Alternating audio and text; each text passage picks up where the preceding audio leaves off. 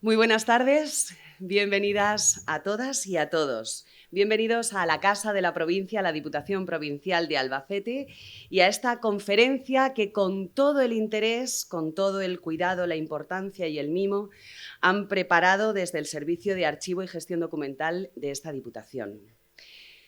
No sé si lo saben, supongo que no les sorprenderá, pero lo mismo se acuerdan, es de esos vídeos resúmenes en los telediarios, en los informativos, cuando acababa el 2025, es ya tradicional que una de las noticias sea cuál es el término, la palabra más buscada en Google durante todo el año.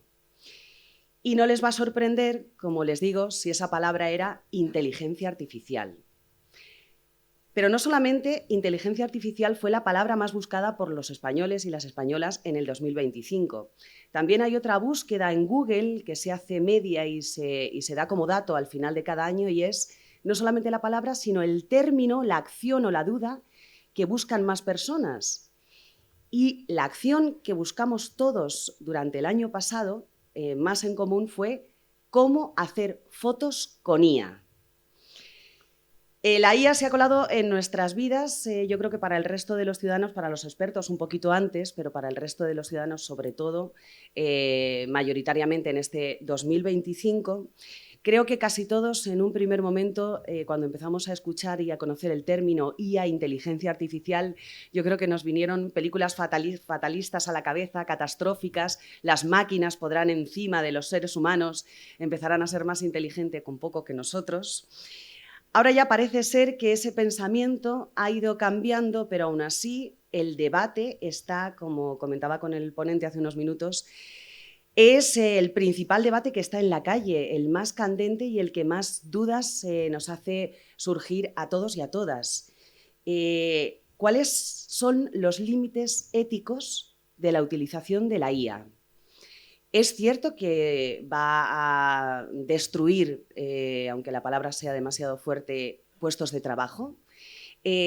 ¿Cuál es el límite? ¿Tiene límite la inteligencia artificial, esa enorme masa, herramienta, por llamarlo de una manera un poquito más real, esa herramienta que todos estamos colaborando a hacer cada día más grande? Solamente estoy dando ejemplos de posibles preguntas porque esta conferencia va a acabar, yo creo, y es necesario, con un debate de todos donde podrán, por supuesto, tener la palabra para preguntas y dudas, porque hoy vamos a escuchar, como digo, pero también vamos a hablar y debatir sobre la utilización de la IA, concretamente sus aplicaciones en el trabajo de archivo, en el tratamiento y restauración de imágenes. Se van a sorprender, estoy segura, muchísimo con las imágenes y con el trabajo excepcional que ha hecho el ponente, que hoy tenemos la suerte que nos acompañe. Un trabajo, como digo, fantástico que ha hecho sobre imágenes que forman parte, que tenemos aquí en el Archivo Provincial, el Archivo de la Diputación Provincial. Y como digo, antes de todo esto, lo primero que tenemos que darle es las gracias porque tenemos la suerte en toda esta vorágine de preguntas y dudas que tenemos todos sobre esta ya tan famosa inteligencia artificial, tenemos la suerte de que hoy nos acompañe todo un experto en la utilización de la IA. Es el profesor Francisco José Jiménez Alcarria, actualmente es docente e investigador en el Departamento de Comunicación de la Universidad Carlos III de Madrid. Forma parte del grupo de investigación TECMERIN. Las siglas son Televisión, Cine, Memoria, Representación e Industria. Sus líneas de investigación están vinculadas con los estudios fílmicos y televisivos. Es imposible hacer una recopilación de todos los artículos publicados por el profesor y sobre todo le sorprendería a muchos de ellos muy interesantes acerca de películas, films conocidísimos que todos hemos visto, series de televisión y sobre todo concretamente por el tema que hoy nos trae a todos aquí, la inteligencia artificial y su utilización. Es graduado en Periodismo y Comunicación Audiovisual. En la misma universidad especializó su perfil en el ámbito audiovisual a través de la realización del máster universitario en Cine y Televisión. Fue premio extraordinario al mejor expediente en ambas titulaciones y actualmente cursa el programa de doctorado en investigación en medios de comunicación de dicha institución gracias al Ministerio de Ciencia, Innovación y Universidades. Así que con todo esto les pido por favor un fuerte aplauso y la bienvenida al profesor Francisco José Jiménez Alcarria.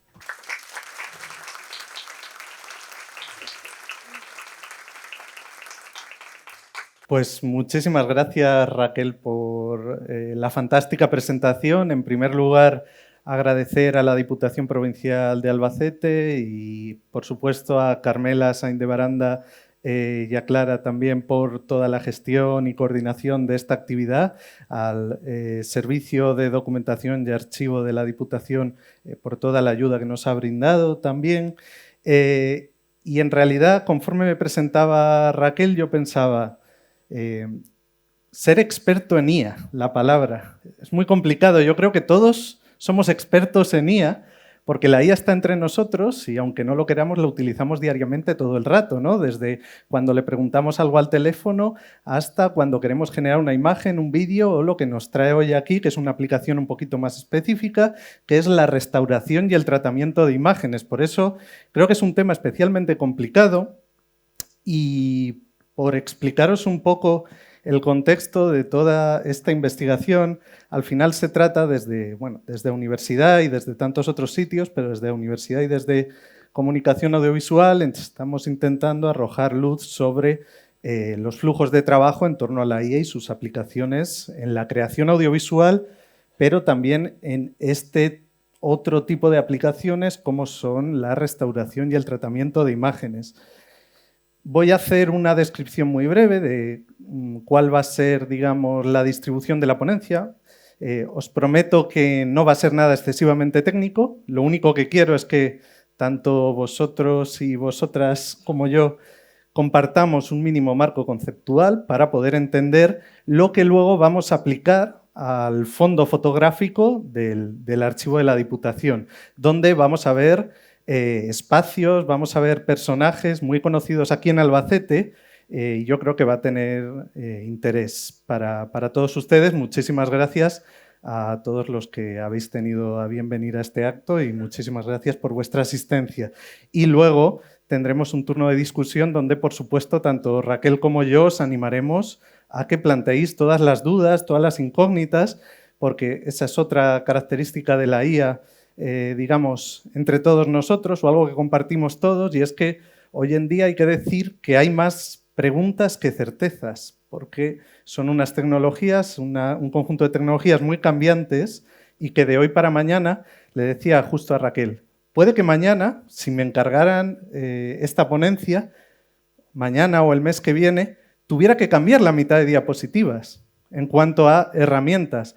Por eso he intentado que no lo centremos tanto en las herramientas, sino en la lógica de la IA, en la lógica de la IA generativa y en cómo se pueden establecer flujos de trabajo que sean útiles para restaurar y tratar imágenes. Eso es en lo que nos vamos a centrar hoy. Entonces, una primera consideración sobre la IA generativa es que la inteligencia artificial, por mucho que se nos diga y por mucho que veamos en los medios de comunicación, por supuesto no es algo nuevo. Es algo que, mal que bien, puede tener 75, 70, 80 años de desarrollo. La inteligencia artificial como tal. ¿Qué es lo que ocurre? Y esta es la primera diferenciación que quiero hacer con ustedes. Que una cosa es la inteligencia artificial como la conocíamos hasta la llegada de ChatGPT y derivados, que era una inteligencia artificial centrado en predicciones y análisis. Analizaba datos.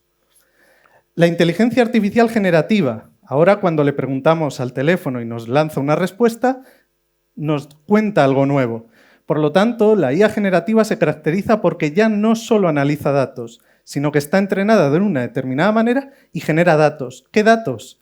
Las respuestas que nos va dando. Y esas respuestas nos las puede dar como texto, en una lógica conversacional, cuando hablamos con cualquier modelo, en nuestro teléfono, con ChatGPT, con Gemini de Google o con cualquier otro, o nos lo puede dar en forma de imágenes, porque a la IA le podemos pedir imágenes. Pero en cualquier caso, esa es la primera diferenciación. La IA no es algo nuevo, los nuevos modelos que se van implementando son los modelos generativos.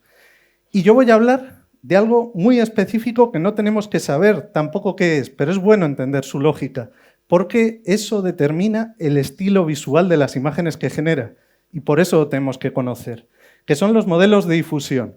Un modelo de difusión funciona, por ser lo más divulgativo posible, es un enfoque concreto de la IA generativa mediante el cual yo lanzo unas instrucciones, un prompt, unas indicaciones en lenguaje natural, tal y como hablamos nosotros, y obtenemos una respuesta en forma de imagen o en forma de texto.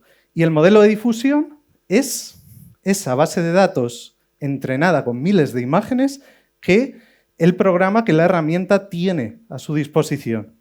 Teniendo esto en cuenta, todo lo que vamos a hacer con las imágenes de archivo está ya perfecto, lo tenemos todo visto.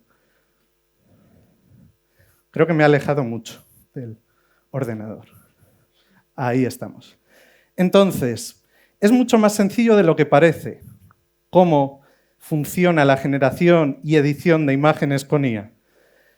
Nosotros estamos acostumbrados a funcionar con prompts textuales. Le decimos, oye, dime cuántos restaurantes abiertos hay en esta manzana.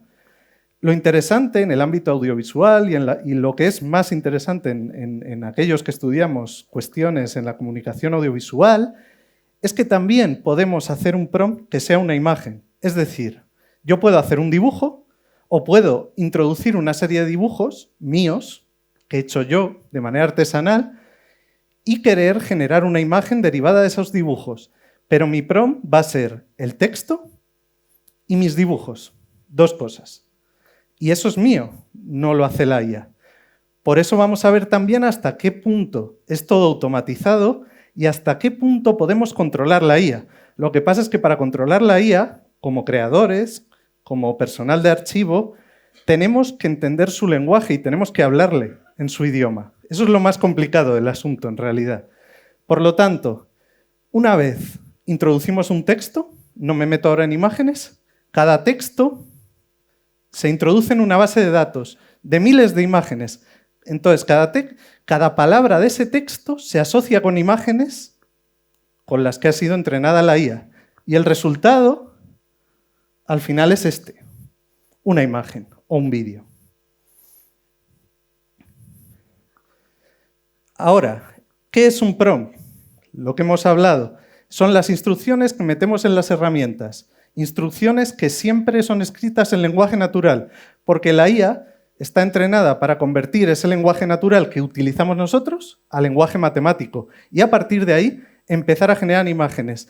Imaginaros, aquellos que tengan mi edad o más lo entenderán, yo creo que aquí estamos todos de mi generación o superiores, imaginaros en la televisión analógica, cuando se iba la señal, era todo nieve. La IA empieza así, un modelo de difusión, una imagen con IA generativa empieza siendo nieve, muchísimo ruido. Y ese texto que introducimos va eliminando ruido, porque va asociando texto e imagen. Ese ruido se va eliminando hasta que obtenemos una imagen. Esa es la lógica, cómo funciona la IA. Tenemos una pantalla llena de nieve y de repente, con un texto, con unas indicaciones, tenemos una imagen. Problema. Hay que saber cómo hacer ese texto. Aquí veis una estructura básica que, por muy básica que os pueda parecer, ayuda mucho a no introducir distorsiones cuando le pedimos algo.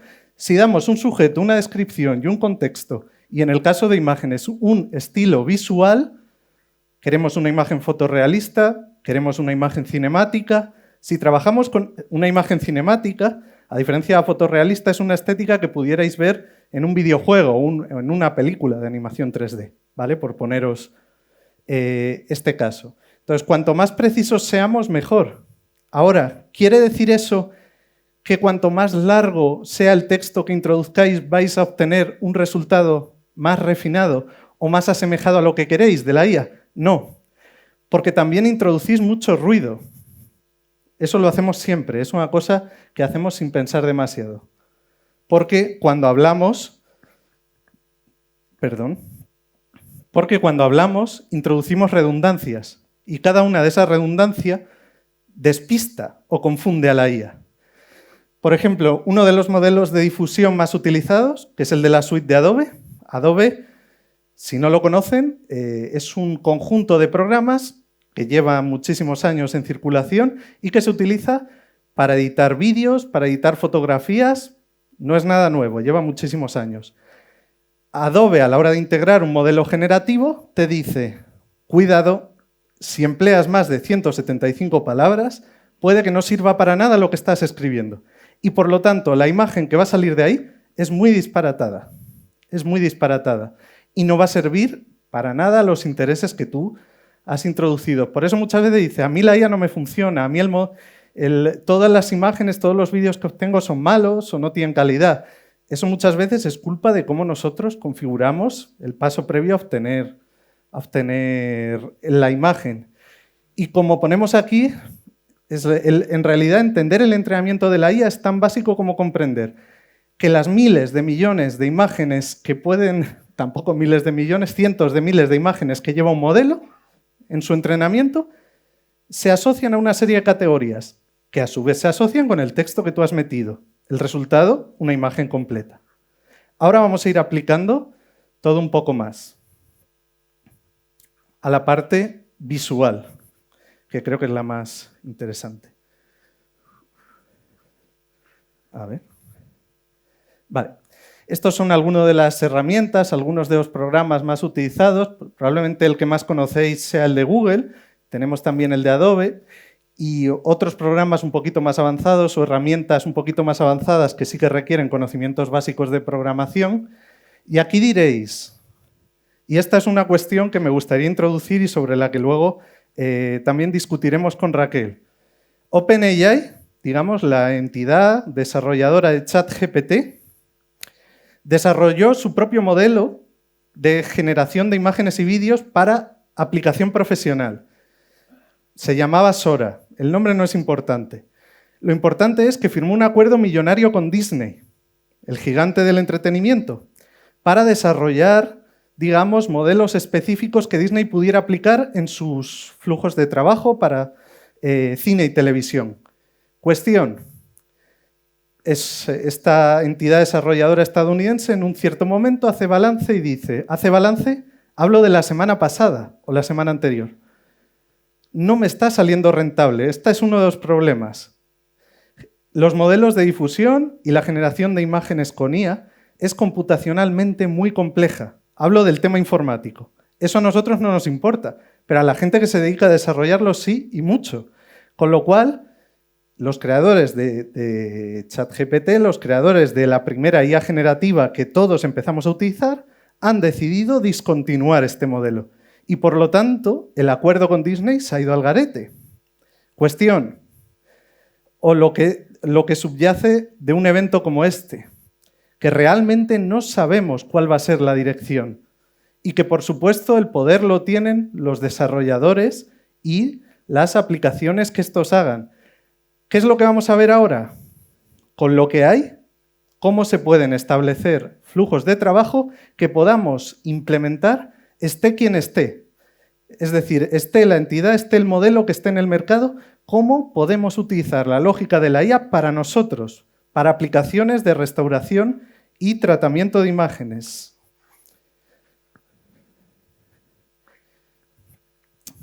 Otra cuestión subyacente. Ahora voy a explicar. Este es Saturnino López, una de las imágenes del archivo de Julián Collado que luego explicaremos. También explicaremos quién fue Saturnino López. Por un lado tenemos la imagen, la fotografía original digitalizada. Por otro lado tenemos el resultado de una serie de procesos que luego explicaremos en profundidad. Otra de las cuestiones por las que, digamos, hay un rechazo social masivo, y esto es una pequeña nota a pie, yo, en términos de convencer, yo no vengo a convencer ni de que la IA es maravillosa, ni tampoco tengo una visión apocalíptica que lleve a pensar que la IA nos va a quitar el trabajo a todos. Pero ambos discursos están en el espacio social y, por lo tanto, uno de los mayores rechazos a la IA generativa es toda esta cuestión, que al final la IA es un modelo automático, que no somos capaces de controlar a la IA y que, por lo tanto, lo que sale de la IA no tiene ningún valor porque no lo has hecho tú, lo ha hecho la IA, y además la IA es capaz de hacerlo de tal manera que pueda sustituir determinadas profesiones técnicas, creativas, en diferentes ámbitos. Ese es un discurso y probablemente muchos de ustedes piensen así y en la comida hemos estado hablando del tema y cuando tú te sientas en una mesa y hablas con cualquier persona sobre la IA, probablemente haya discursos de ambos tipos. gente que le guste la IA y gente que tenga una visión apocalíptica. Yo lo único que vengo a poner sobre la mesa es cómo podemos trabajar con ella. Y para trabajar con ella o para rechazarla, el primer paso es entenderla. Entonces, ¿es real que la IA haga todo sola? Pues ya hemos visto que un poco no, porque a la IA hay que saber preguntarle y a la IA hay que saber controlarla con tus propias imágenes. Si yo quiero hacer una edición fotográfica y la referencia es una imagen que he hecho yo, por supuesto que la imagen que genere la IA no es mi imagen, no es mía. Ahora bien, he controlado de qué manera se ha generado en la imagen, de tal manera que se parezca a algo que he hecho yo o que he dibujado yo. De tal manera que ya estamos interviniendo. Estamos actuando, si queréis, en un rol de co-creatividad, que es un término muy problemático y que también muchos rechazan. Ahora bien, tampoco tiene sentido ni que en un archivo, pero tampoco que en una productora o que en cualquier aplicación creativa utilicemos un modelo como puede ser el de Google, como puede ser el de Adobe, sin mayores cortapisas. Y este es el segundo paso que quería comentar hoy aquí y sin el cual no se entienden muchas cosas. Es posible controlar la generación y edición de imágenes. Y en el trabajo de archivo, que no estamos haciendo una aplicación ni una intervención creativa, hay que tener especial cuidado con eso. Porque probablemente, si tú quieres introducir la IA en los flujos de trabajo del archivo, el nivel de fidelidad que hay que tener con respecto a la reproducción de un original es mucho más alto que cualquier otra generación que tú quieras hacer. Por lo tanto, tienes que guardar un máximo respeto a esta imagen de referencia, de Saturnino López. ¿Cómo hacemos eso? Tenemos, de nuevo, que hablarle a la IA en su idioma. Estas son unas siglas en inglés que se llaman LoRAs. Los LoRAs, en palabras muy, muy simples, son adaptadores que cada oficio, que cada gremio va creando. Por ejemplo, en las industrias creativas hay un rol emergente que se denomina el o la artista de IA. Es una persona que se ha dedicado a aprender a entrenar estos modelos para generar efectos visuales y mundos fantásticos como los que ustedes ven en el cine y la televisión. Esa es una posibilidad, pero para el archivo no queremos eso. Para el archivo queremos que si yo me pongo a restaurar una imagen de Saturnino López, de repente no aparezca un anillo en su mano, no me cambie de posición su gesto, las facciones estén lo más detalladas posibles, pero no cambie la cara del protagonista de la fotografía. Quiero una fidelidad y una reproducción exacta. Lo único que quiero es que me restaure píxeles, en realidad.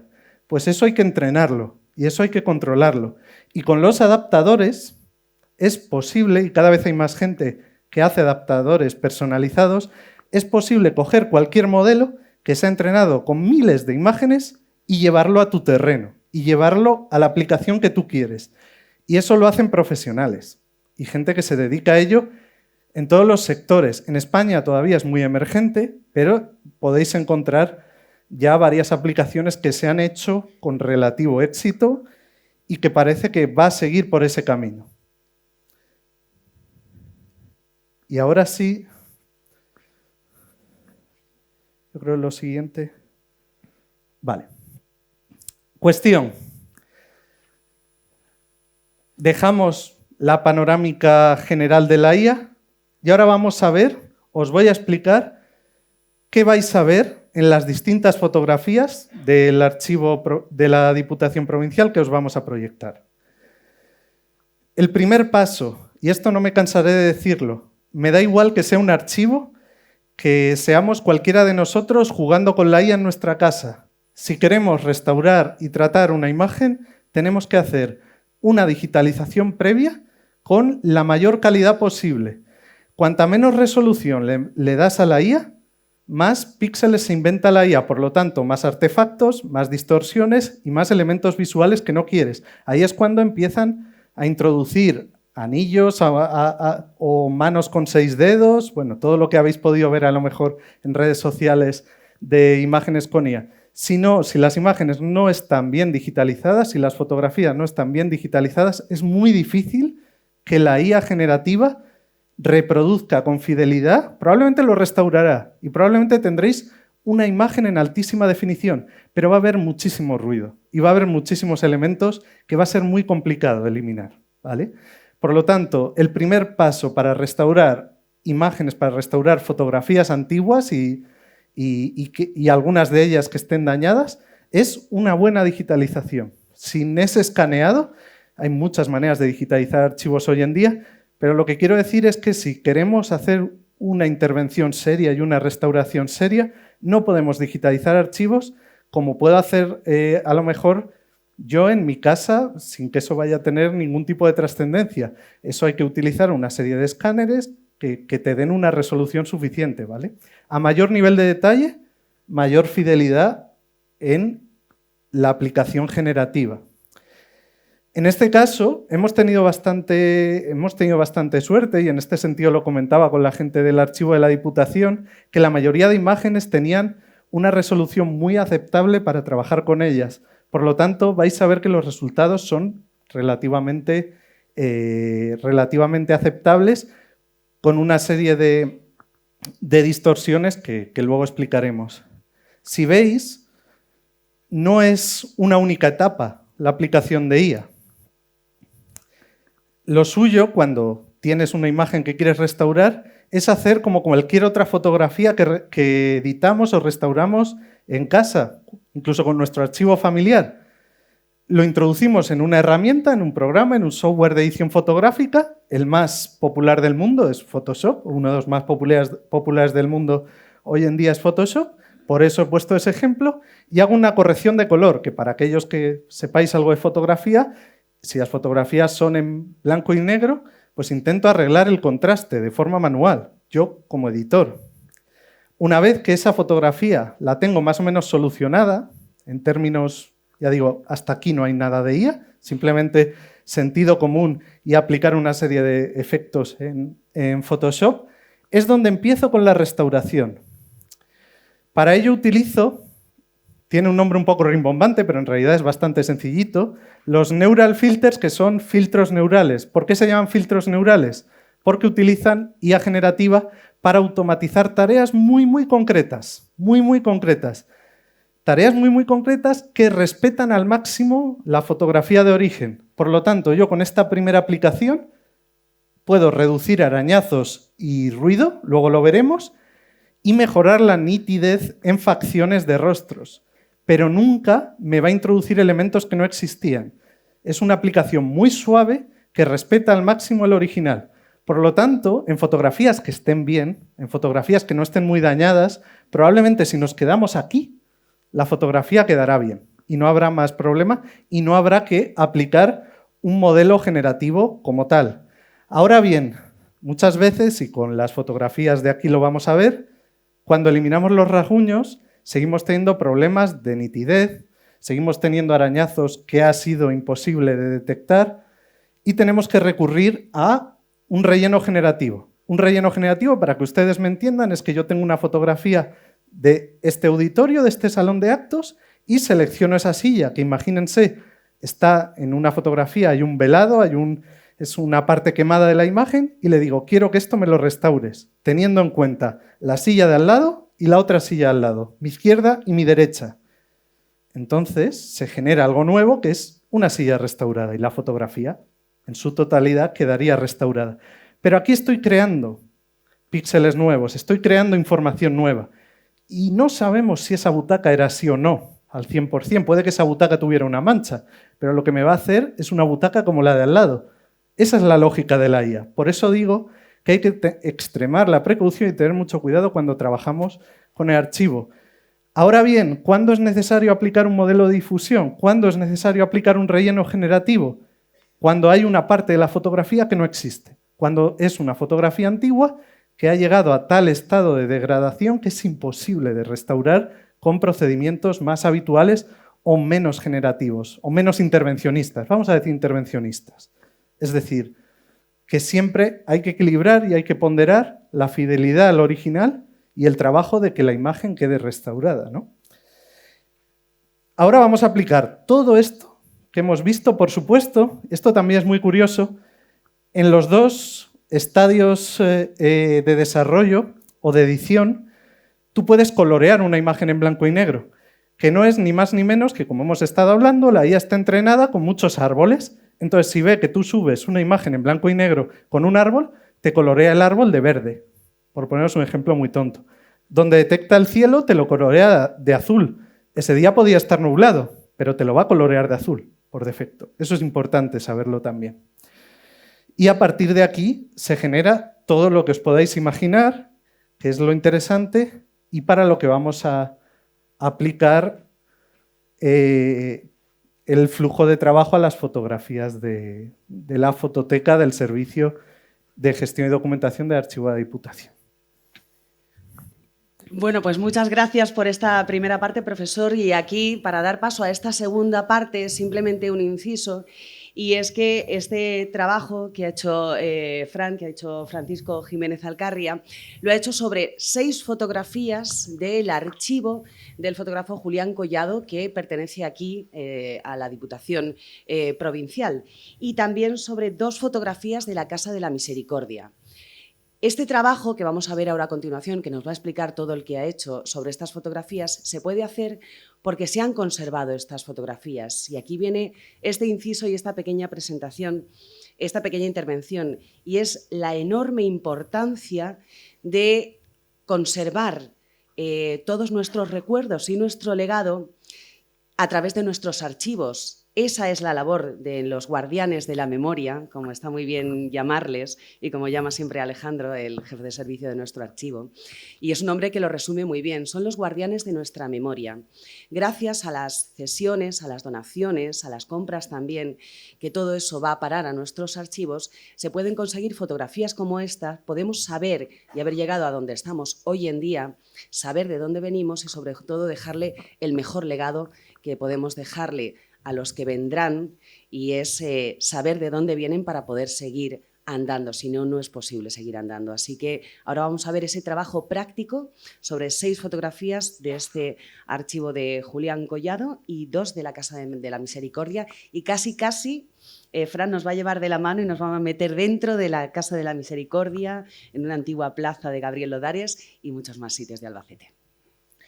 Pues muchísimas gracias, Raquel, por la presentación. Vamos a empezar por la Casa de Misericordia, para aquellos que quizás sean de fuera de Albacete o incluso para los propios ciudadanos de Albacete, por dar algún contexto sobre este lugar. Estaba ubicada históricamente en la calle del Puente, haciendo esquina con la calle San Ildefonso, y era una institución que desde mediados del siglo XIX tenía la misión de acoger huérfanos, enfermos y menesterosos. Por lo tanto, es uno de los fondos que hay. Hay varias estancias en la fototeca de las que se conservan fotografías. Este es un comedor de ancianos, es una fotografía tomada en el año 1923. Y para que vean ustedes el tratamiento que le hacemos a la fotografía, vamos a ver, por un lado, la fotografía original. Ven que esta fotografía nos plantea ya. Esta es otra cuestión interesante cuando hablamos del archivo, y es que nunca podemos universalizar. Cada fotografía es un mundo. Los mismos procedimientos, siempre vamos a tener una guía, un flujo de trabajo general, como hemos visto, pero los procedimientos van a cambiar. En cada fotografía nos funcionarán unas cosas y otras no, porque no es todo exacto cuando hablamos de restauración de fotografías. Aquí, ¿qué es lo primero que vemos? Bueno, es una imagen antigua, como es lógico hay bastante ruido, hay bastantes artefactos, todos los puntitos blancos que ustedes pueden apreciar, y tiene un trabajo que vamos a decir importante de restauración. Vamos a verla ahora.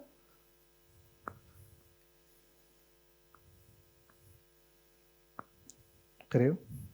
Vale. Esta es una primera aplicación. Como les he dicho a ustedes, una primera restauración. Vamos a ver el antes, el después. ¿Veis que he eliminado todos los artefactos visuales? ¿Vale? He quitado ruido, he quitado puntos.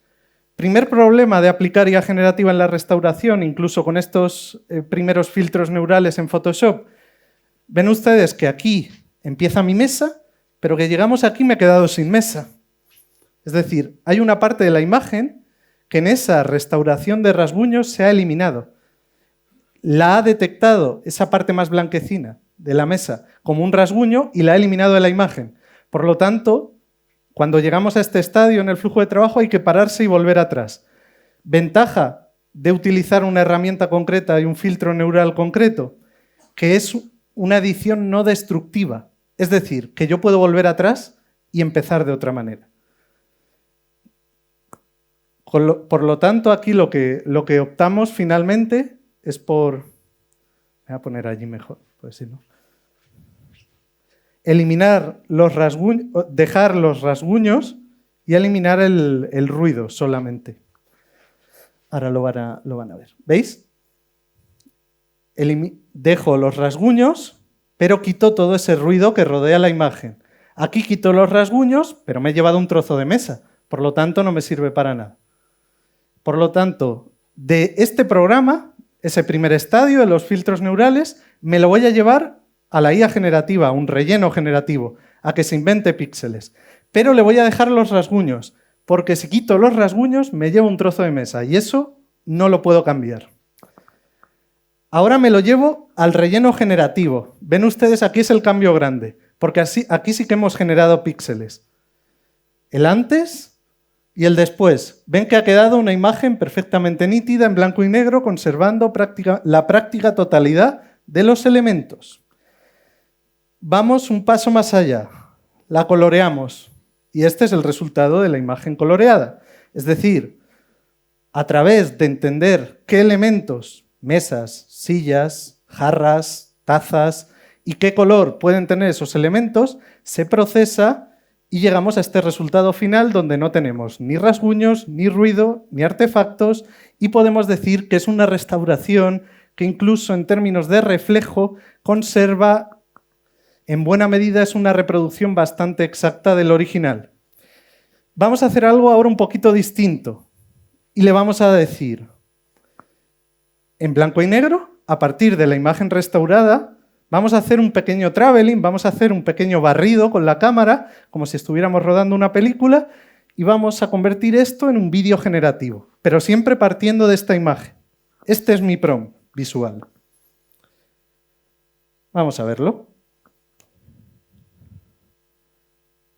Y viajamos por el comedor de ancianos de la Casa de Misericordia.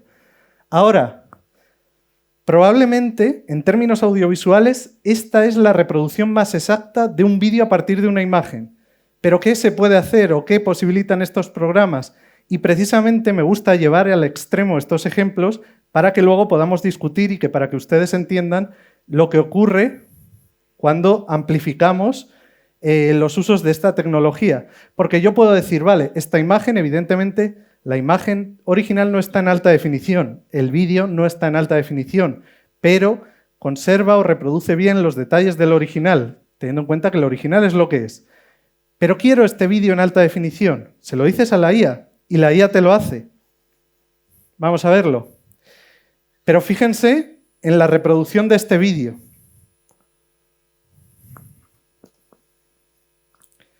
Ven que todos los elementos que yo tengo en mi fotografía, en el momento en que fuerzo la máquina, esto es lo que se denomina forzar la máquina, son cada vez más inestables.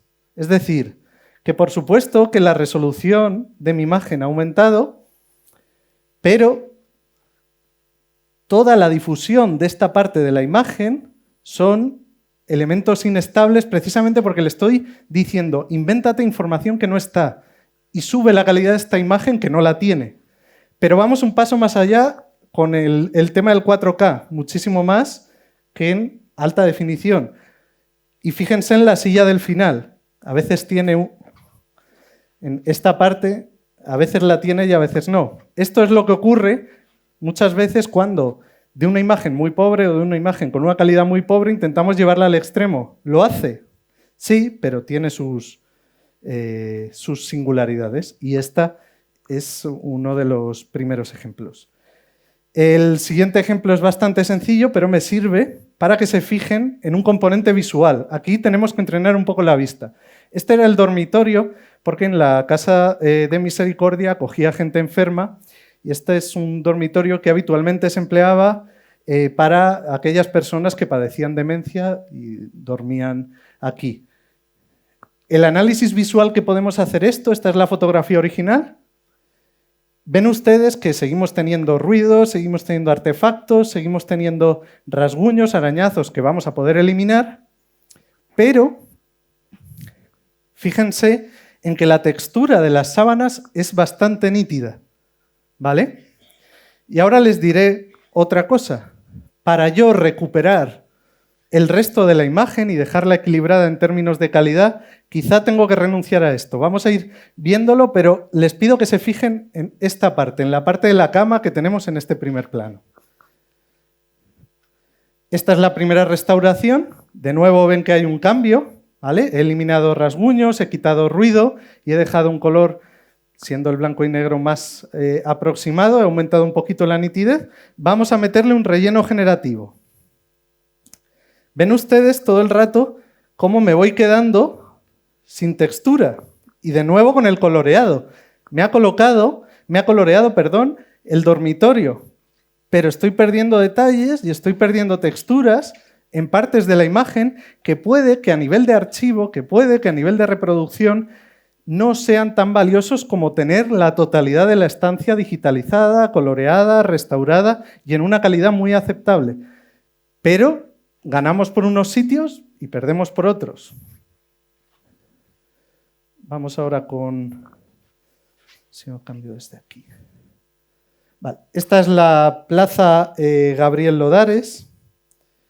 A ver, voy a poner la primera. Esta es la fotografía original. Un detalle curioso es que Gabriel Lodares fue alcalde hasta en 2 ocasiones, aquí en el municipio, en la localidad de Albacete. Antiguamente esta plaza se le conocía como la Plaza Canalejas y la famosa Fuente de las Ranas que podemos encontrar yendo para la estación llegó a estar en esta plaza, no aquí, no cuando se tomó en esta fotografía a principios del siglo XX, sería un poco después. Aquí tenemos la fotografía original y aquí esta fotografía nos sirve para entender por qué de repente una IA nos sirve y otro modelo que a priori es exactamente igual que su compañero, vamos a decir, por qué a veces Google nos sirve y a veces no. A veces Adobe nos sirve y a veces no. Pero en la Plaza Gabriel Lodares ven este edificio que fue, en primer lugar, fue diseñado como un sanatorio y la casa de Arturo Cortés, y luego fue gobierno militar durante el franquismo y actualmente es una subdelegación del Ministerio de Defensa. Pero es uno de los edificios, esta plaza, es uno de los edificios de mayor tránsito de Albacete y todos ustedes reconocerán cuál es el color que tiene esta parte, aunque ahora hay muchos andamios porque están de obras, pero el color de ese ladrillo es muy característico. Vamos a ver cómo funciona el coloreado, porque es muy curioso. Esta es una primera restauración. Hemos dejado de tener ruido, pero fíjense en el coloreado. ¿Qué ocurre? ¿Qué ocurre con el coloreado y un relleno generativo? Que, bueno, la vegetación, los árboles, más o menos puede parecer que me los ha restaurado con cierta... Tampoco sabemos en qué época del año estábamos, pero podemos intuir que esta es una representación más o menos fidedigna. El suelo y algunos componentes arquitectónicos también, pero ¿qué ocurre? Que toda la parte rojiza del ladrillo no la detecta y no la colorea. No tiene en su entrenamiento, en su modelo de entrenamiento, no tiene la capacidad. Entonces, ¿qué hice aquí? Cambiar el modelo. Estaba usando Firefly 5, siempre que pongo Firefly 5 es el modelo de IA generativa de Adobe. Entonces dije, bueno, pues si Adobe no me lo da, me voy a Google. Y he puesto, aquí están las 2 fotografías para que podamos ver el nivel de correspondencia. ¿Qué es lo que hace Google que no hace Adobe? Y esto sí es interesante, que cuando yo le pido que restaure el color de esta imagen, en cualquier búsqueda de Google que hagamos en nuestro navegador, podemos ver qué pinta tiene esta plaza ahora mismo y todas las imágenes de archivo que se hayan quedado almacenadas en alguna web. Toda esa información la tiene Google.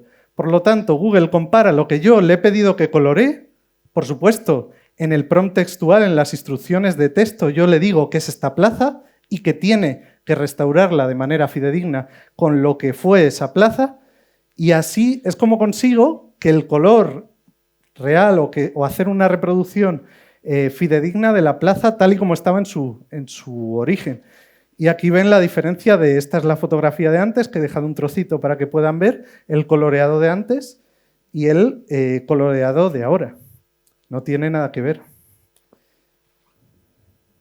Ahora vamos con el pequeño avance que les he hecho antes explicándole el modelo con Saturnino López. Esta fotografía probablemente es un poco anterior, aunque está fechada en 1912, porque es cuando muere, que fue un importante, Saturnino López fue un importante filántropo aquí en la localidad de Albacete y destacó básicamente por 2 obras a la comunidad.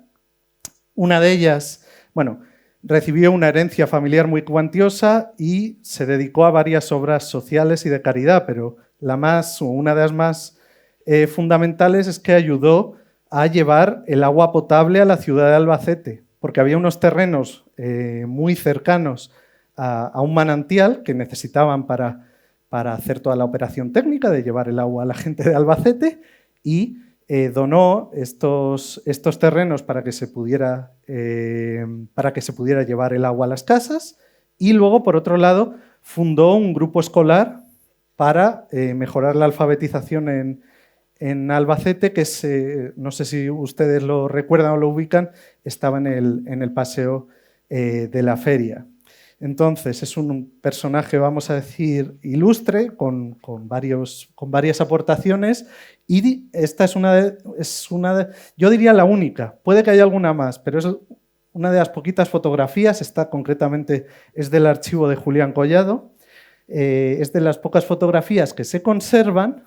Las operaciones fueron muy sencillas, porque es una fotografía que a priori tampoco tiene mala calidad y una de las cuestiones positivas para restaurar esta fotografía es que la parte del rostro, la parte de la cara, está bastante bien definida, de tal manera que yo voy a poder más o menos mantener sus facciones y mantener su gesto, mantener su mirada. De nuevo, no es lo mismo hablar de generar imágenes que de restaurarlas. Por lo tanto, si yo me voy, esta es la primera restauración, pero vemos que hay una especie de reflejo que se mantiene y que yo quería quitar, que es toda esta parte, ¿no?, que tiene que ver con, que es un fondo blanco, es un fondo muy claro, y el primer término es un personaje con una determinada vestimenta y yo quiero quitar todo ese halo que le rodea, todo ese contorno que le rodea. Para eso utilizamos el relleno generativo. Ven que ahora tengo una imagen mucho más definida. Cuestión, este es el coloreado a partir de la imagen en el relleno generativo. Y ahora, otro paso más, y por eso lo hemos traído aquí a esta conferencia. Vamos a ver un pequeño vídeo muy cortito donde está el propio Saturnino López.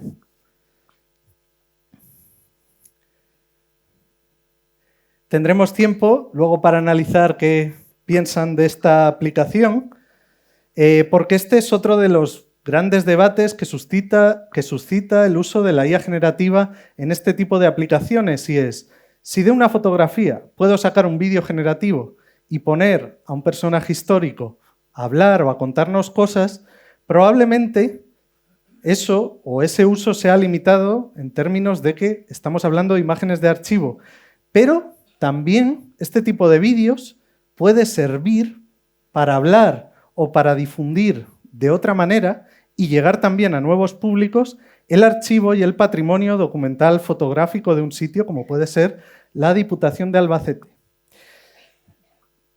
Y esto a mí me parece muy interesante y uno de los puntos fundamentales cuando hablamos de estas nuevas implementaciones. ¿Por qué? Porque puede que el vídeo que han visto ustedes sobre Saturnino no guarde una correspondencia exacta con quién fue Saturnino o con su gesto, porque, y esto es muy interesante que lo analicemos, si ustedes ven, en la fotografía tiene un gesto muy marcado, una mirada muy marcada, y digamos, el vídeo mantiene incluso la perspectiva con la que se hizo la foto.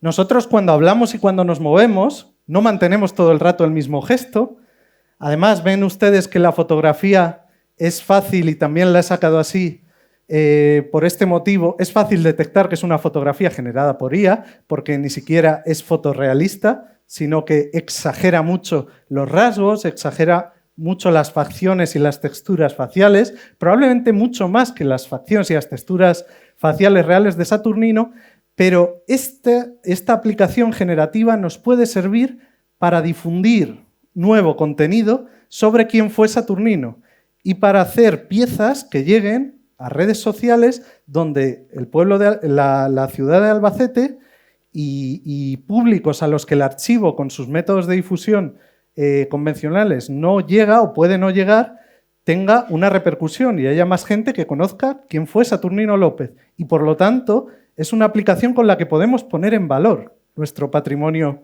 documental y fotográfico. En ese sentido es donde yo veo que puede tener un interés. Vamos a seguir. Nos trasladamos ahora al recinto ferial, a la parte de la feria. Esta fotografía está muy bien porque, si ven, hay un componente que hace que difiera del resto que hemos visto.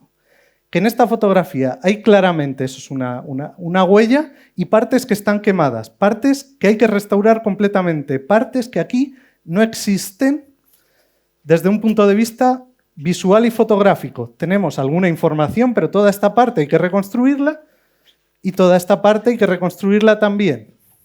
Por lo tanto, si yo aplico estos primeros filtros, ven ustedes que he recuperado algo de nitidez, he recuperado algo de calidad, pero me sigo quedando corto. ¿Por qué? Porque sigo teniendo la foto quemada. Eso no tiene arreglo con unos filtros suaves y sin llegar a un modelo generativo. Cuestión, yo puedo llevar esto al extremo y decirle a este mismo filtro, para intentar no irme a inventarme información, sigue trabajando en ello. Y van a ver ustedes lo que ocurre. Ven que hay partes del edificio que me quedo sin ellas. Es decir, llega un punto en que este filtro no puede restaurar, no puede hacer más de lo que ha hecho y por lo tanto empieza a eliminarme. Fíjense ustedes en esta parte, me la borra directamente, cuando yo lo que quiero es restaurar esta parte. Entonces ahí, de nuevo, hay que irte a un modelo generativo puro y duro, a decirle, quiero que me generes una imagen nueva con esta de referencia y con todos los componentes restaurados. Podemos discutir, este es el resultado, podemos discutir si esta era la posición de la mujer que había en esta fotografía o en este borrón, si estos eran sus zapatos o no, y si estaba mirando hacia el lugar que aquí está mirando. No lo vamos a saber, probablemente sí, probablemente no, pero la realidad es que hemos llegado a un resultado bastante completo. Por poner un poco en contexto, esta era una explanada, la puerta principal de entrada a la feria. Está muy bien también, es una fotografía del archivo de Julián Collado. Como saben ustedes, la feria es una de las tradiciones más importantes de Albacete y todo el material que se pueda conservar y restaurar perteneciente a la feria, en este caso de principios del siglo XX, pues es bueno que se conserve, es bueno que se restaure.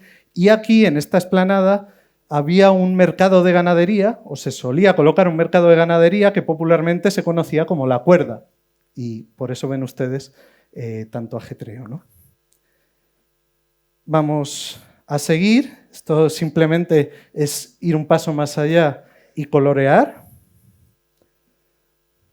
Y luego, para que vean cómo una de las limitaciones de la IA es como en este caso cuando se quiere generar un vídeo donde tenemos un plano muy general. Saturnino era uno, ¿vale? En el comedor había una serie de elementos que se parecían mucho entre ellos y que simplemente teníamos que hacer una especie de barrido. Pero aquí hay muchas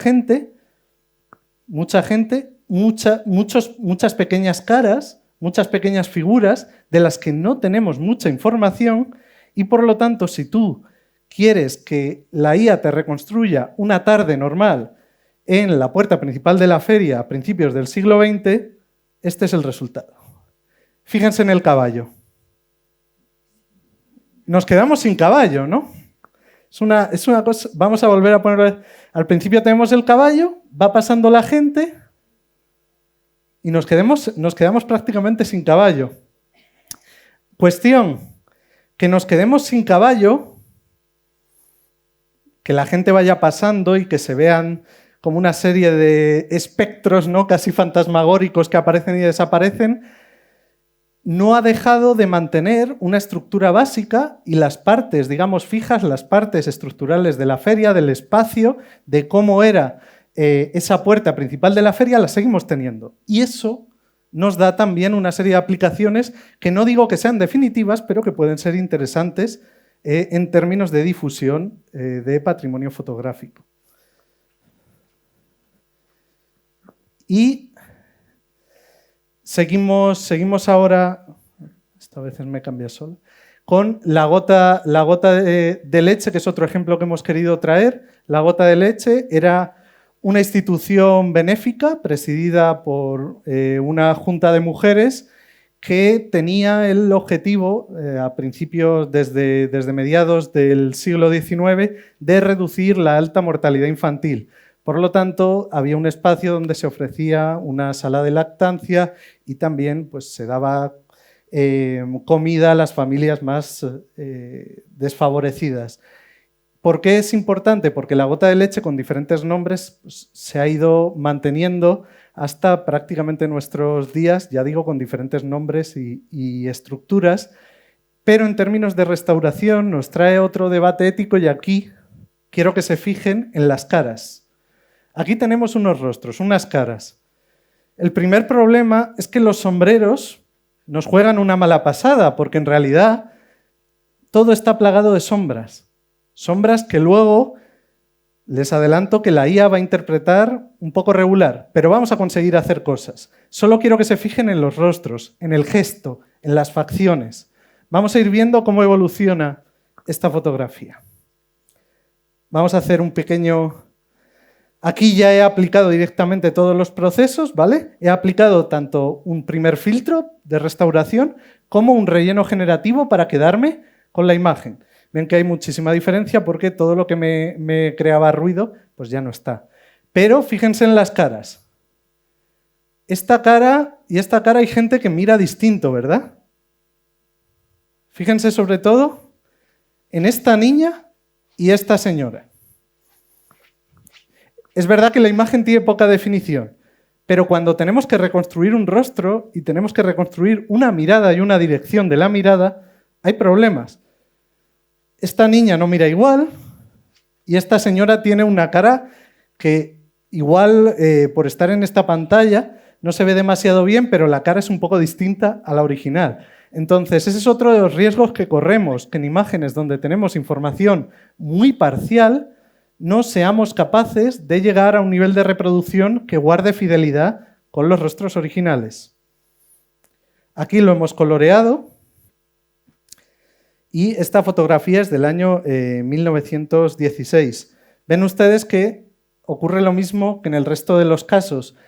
Tengo mucha más información sobre el primer término de la imagen, es decir, el conjunto de mujeres, y sobre este primer edificio. Y el edificio de detrás, que a priori está borroso en la imagen original, pero sigue borroso en mi restauración, pues es el que peor va a colorear. Y donde parece casi más una pintura que una fotografía, ¿verdad? Y este último ejemplo, que es uno de los más extremos en términos audiovisuales, ahora veremos por qué, es una exhibición de aviación que se llevó a cabo durante la Feria de Albacete de 1912. Esta es la fotografía original. Vamos a hacer esta es la primera restauración. Ven que ya hemos avanzado bastante. Este es el coloreado.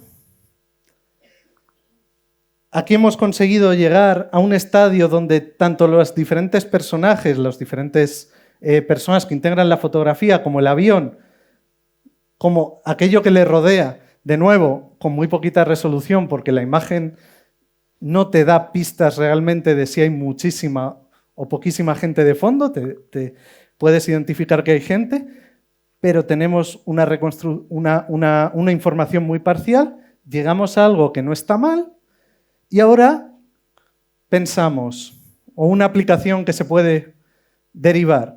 Bueno, vamos a hacer un vídeo generativo donde el avión echa a volar, ¿no? Y aquí se van a dar cuenta ustedes de otro problema de la IA, que es que probablemente no hay ninguna imagen con este modelo de avión que hayan usado para entrenar la IA. Eso es un problema, porque entonces la IA me va a generar lo que denominamos anacronismo, es decir, me va a poner un avión de otra época en esta fotografía. Por eso digo que en la restauración, en el tratamiento de imágenes de archivo con IA, la labor del archivero, de archivera, es casi más importante que antes porque hay que saber detectar, eliminar y tratar estos anacronismos. Miren el avión. Este es todo el ruido, lo quería poner porque creo que es muy relevante en términos visuales de cómo funciona la IA. Esto es todo el ruido, ¿vale?, que se utiliza para generar un vídeo a partir de esta imagen. Todo esto son píxeles que están intentando, en la cabeza de la IA, están intentando ponerse en orden. Y lo que nos va a detectar es que esto no es la cola del avión, sino que es una escalera y van a hacer un modelo de avión que para nada se parece al original. Vamos a ver el vídeo. Como ven, ni es un avión de la época, por supuesto, y no lo vemos, ni siquiera lo vemos llegar a volar, pero creo que es interesante que pasamos de esta imagen a una imagen donde lo que vemos son unas escaleras y un avión que no tiene nada que ver, por supuesto. Podríamos discutir si los rostros y los personajes que vemos se parecen más o menos.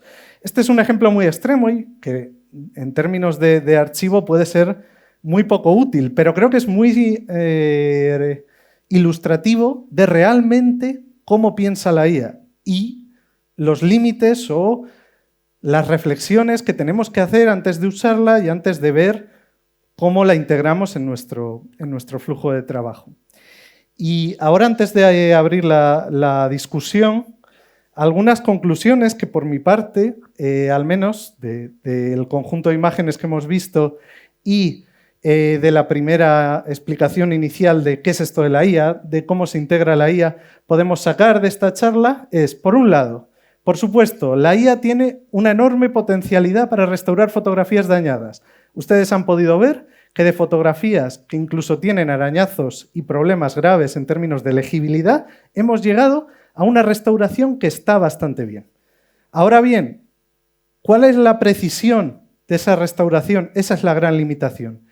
Y por eso digo que para que la IA pueda tener una integración real y efectiva, se tienen que adaptar al trabajo de archivo. Cuestión, esto genera muchísimos desafíos éticos. Por un lado, en términos de derechos de autor, la imagen que se genera por la IA es mía porque la he generado yo, porque he escrito yo unas indicaciones o porque he introducido yo una imagen de referencia que he grabado o que he tomado yo. ¿Eso a dónde nos lleva? Pues es otra pregunta interesante. Y luego, por supuesto, la cuestión de que cuando coloreamos imágenes estamos muchas veces obviando o tratando el color que originalmente tiene y eso da pie a errores que pueden ocurrir. Y por lo tanto hay que entender que la IA tiene mucho potencial, pero que no solo hay que entenderla, sino también adaptarla al trabajo de archivo y a todo lo demás. Y aquí termina un poco mi intervención. Muchísimas gracias.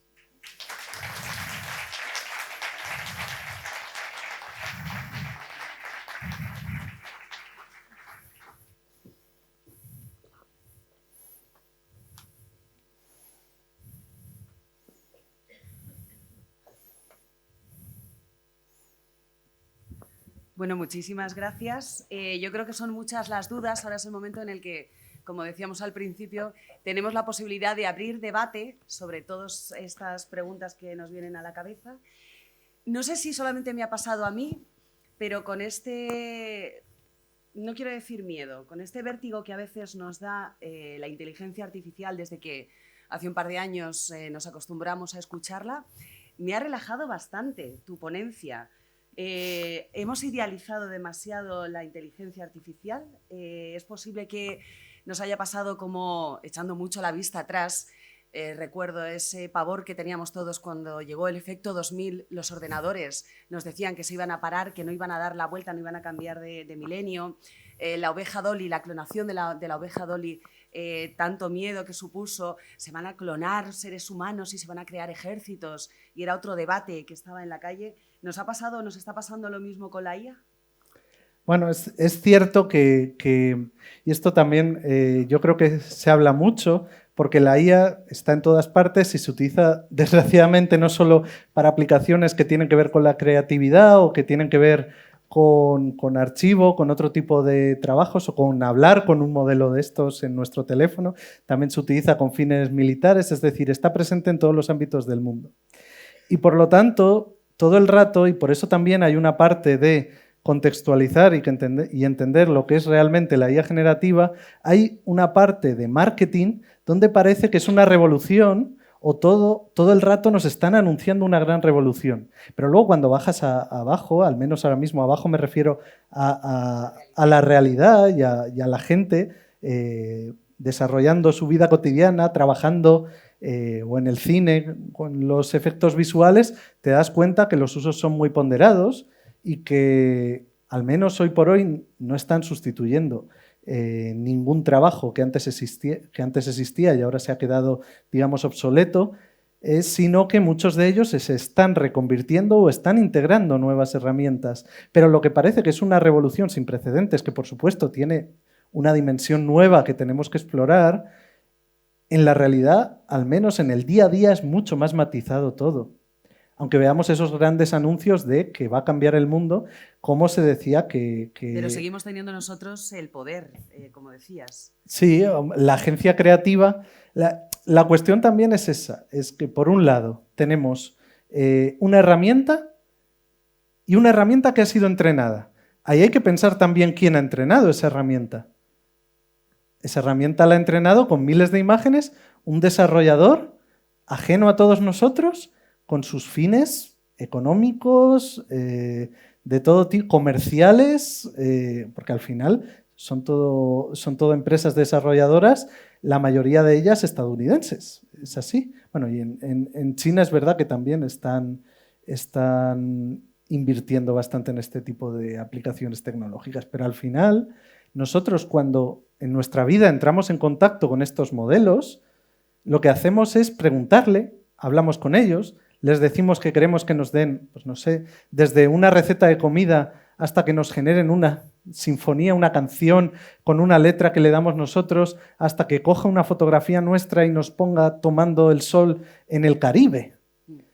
Pero al final no dejamos de enfrentarnos a algo que no conocemos y que no sabemos las implicaciones que tiene. Pero al margen de eso, al final tenemos control, tenemos una agencia creativa.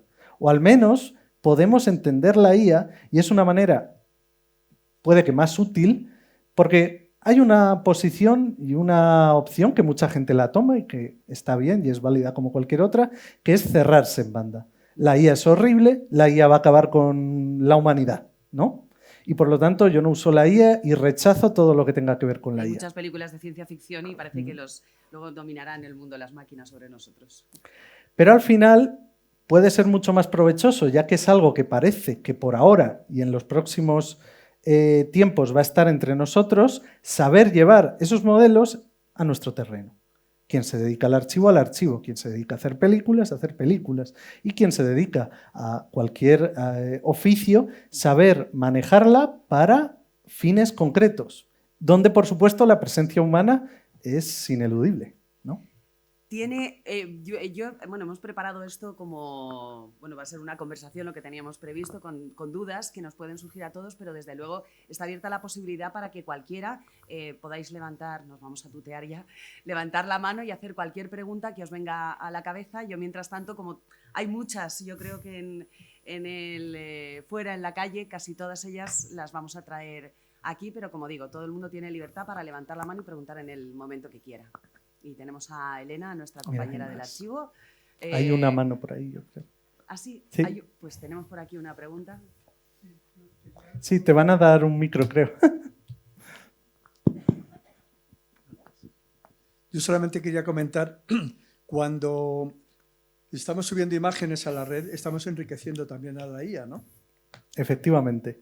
Y si yo estoy haciendo un trabajo que tú me pasas unas fotografías particulares tuyas, me pides que haga un trabajo con ellas, si yo trabajo con la IA, lo que estoy haciendo es dando tus imágenes a no se sabe quién, que Por las van supuesto. a poder utilizar luego. Y probablemente antes de utilizar la IA hayas tenido que hacer un clic sobre acepto términos y condiciones, y en esos términos y condiciones va explícito, lo que pasa es que nunca, esto es una cosa que hacemos todos mal como usuarios, que no solemos leer los términos y condiciones, pero ahí ponen que efectivamente, ojo, porque ahí hay una limitación en teoría, la IA no puede almacenar información personal. Eso tiene que ver con regulaciones que existen en Europa, o regulaciones que todavía están en desarrollo, pero que a día de hoy existen en Europa y no existen en, por ejemplo, Estados Unidos. Pero en teoría no pueden almacenar información personal o datos tuyos, como puede ser tu DNI, fecha de nacimiento, es decir, que si tú estás utilizando la IA para que te ayude a hacer un documento oficial de cualquier tipo, en teoría no se puede almacenar un dato personal. Pero, por supuesto, ahí lo has dicho muy bien, todas las imágenes que nosotros subimos a la red, no solo a la IA, a la red, perdemos el control de esas imágenes, cedemos la explotación de esas imágenes. Todo es un poco más complicado porque en realidad si yo tengo mis imágenes, imagínate que yo quiero hacer mi archivo familiar y yo he registrado ese archivo en un registro de mi comunidad autónoma de propiedad intelectual. La propiedad de las imágenes es mía. Y cualquiera que las coja de internet, yo podría emprender acciones legales. Pero en realidad, salvo que hayamos hecho esta serie de procedimientos legales, y la mayoría de nosotros como usuarios no lo hacemos, todo lo que está en la red perdemos automáticamente el control y ahí pues todos usamos Google como buscador. Google Imágenes, tiene muchísimas imágenes subidas por usuarios, por particulares. Su modelo de IA ineludiblemente pasa por usar todas esas imágenes y más, por supuesto. Sí, sí, sí. Y luego ya en lo referente al archivo concretamente, a mí la experiencia que tengo es que si trabajas en un archivo, a fin de cuentas lo que estás viendo son caras que para ti son desconocidas. Las conoces a través de las fotografías y ya está. Pero cuando trabajas con fotografías personales, te das cuenta que les quita el alma. No es la misma persona la que está en la fotografía. Cuando le has pedido que te haga una restauración, simplemente una restauración, ni siquiera que haga nada más, ves que la persona ya no es la misma. La cambia. Te diría incluso que salvo que tengas un control muy alto, es decir, que tú restrinjas mucho, porque ahí también nosotros, normalmente una persona que quiere restaurar una fotografía, que en esto también hay que pensar, que es lo que comentábamos antes de saber hablar con la IA. Claro, tú le dices, esta fotografía se ve mal, restáurala. No le das mucho más contexto, no le das mucha más descripción. No le has puesto ningún límite, no le has puesto ninguna línea. Aunque le digas, mantén la fidelidad al rostro, no la mantiene. En ocasiones. En ocasiones, efectivamente. En ocasiones. Sí. De hecho, en ocasiones te cambia toda la cara. Es decir, te pone una cara que tú dices, esta cara estará en su modelo de entrenamiento, pero no es la de esta persona. Y yo creo que aquí, por eso, con Saturnino hubo, no te voy a engañar, yo creo que aquí se ve bastante bien el antes y después. Hubo muchos problemas porque, de nuevo, Saturnino, como tanta gente en la época, utilizaba sombrero y, por lo tanto, todos esos contrastes vienen muy mal a la hora de restaurar porque, digamos, que es información que no tenemos de partes de la cara, como puede ser en este caso las cejas y demás. Pero para que Saturnino mantuviese el mismo gesto y las mismas facciones, un truco que yo a veces hago es la redundancia. En vez de introducir una fotografía de referencia de Saturnino, introduzco 6. Y a su vez intento redactar un prompt lo más restrictivo posible, sin dejar cabos sueltos y sin dejar ningún tipo de función creativa. Es decir, estoy intentando limitar al máximo. Ojalá hubiera podido, pero no tengo un adaptador desarrollado. Si hubiera podido desarrollar un adaptador, ya es un modelo que yo hubiera entrenado para que no cambie absolutamente ningún rasgo de la cara. Pero como no lo tengo, tengo que irme al modelo general, que es el que tienen los señores que me lo ponen a disposición. Pero sí que le he podido restringir, siendo muy redundante y controlando mucho cómo le he escrito el prompt, de qué manera quiero que Saturnino mantenga el mismo rostro, mantenga la misma cara y mantener incluso la textura. Lo más complicado ha sido que todo eso se mantenga en el vídeo. El vídeo generativo es probablemente la parte o el elemento que más ficción genera, porque evidentemente probablemente Saturnino al hablar no tenía el gesto que en la fotografía, seguro.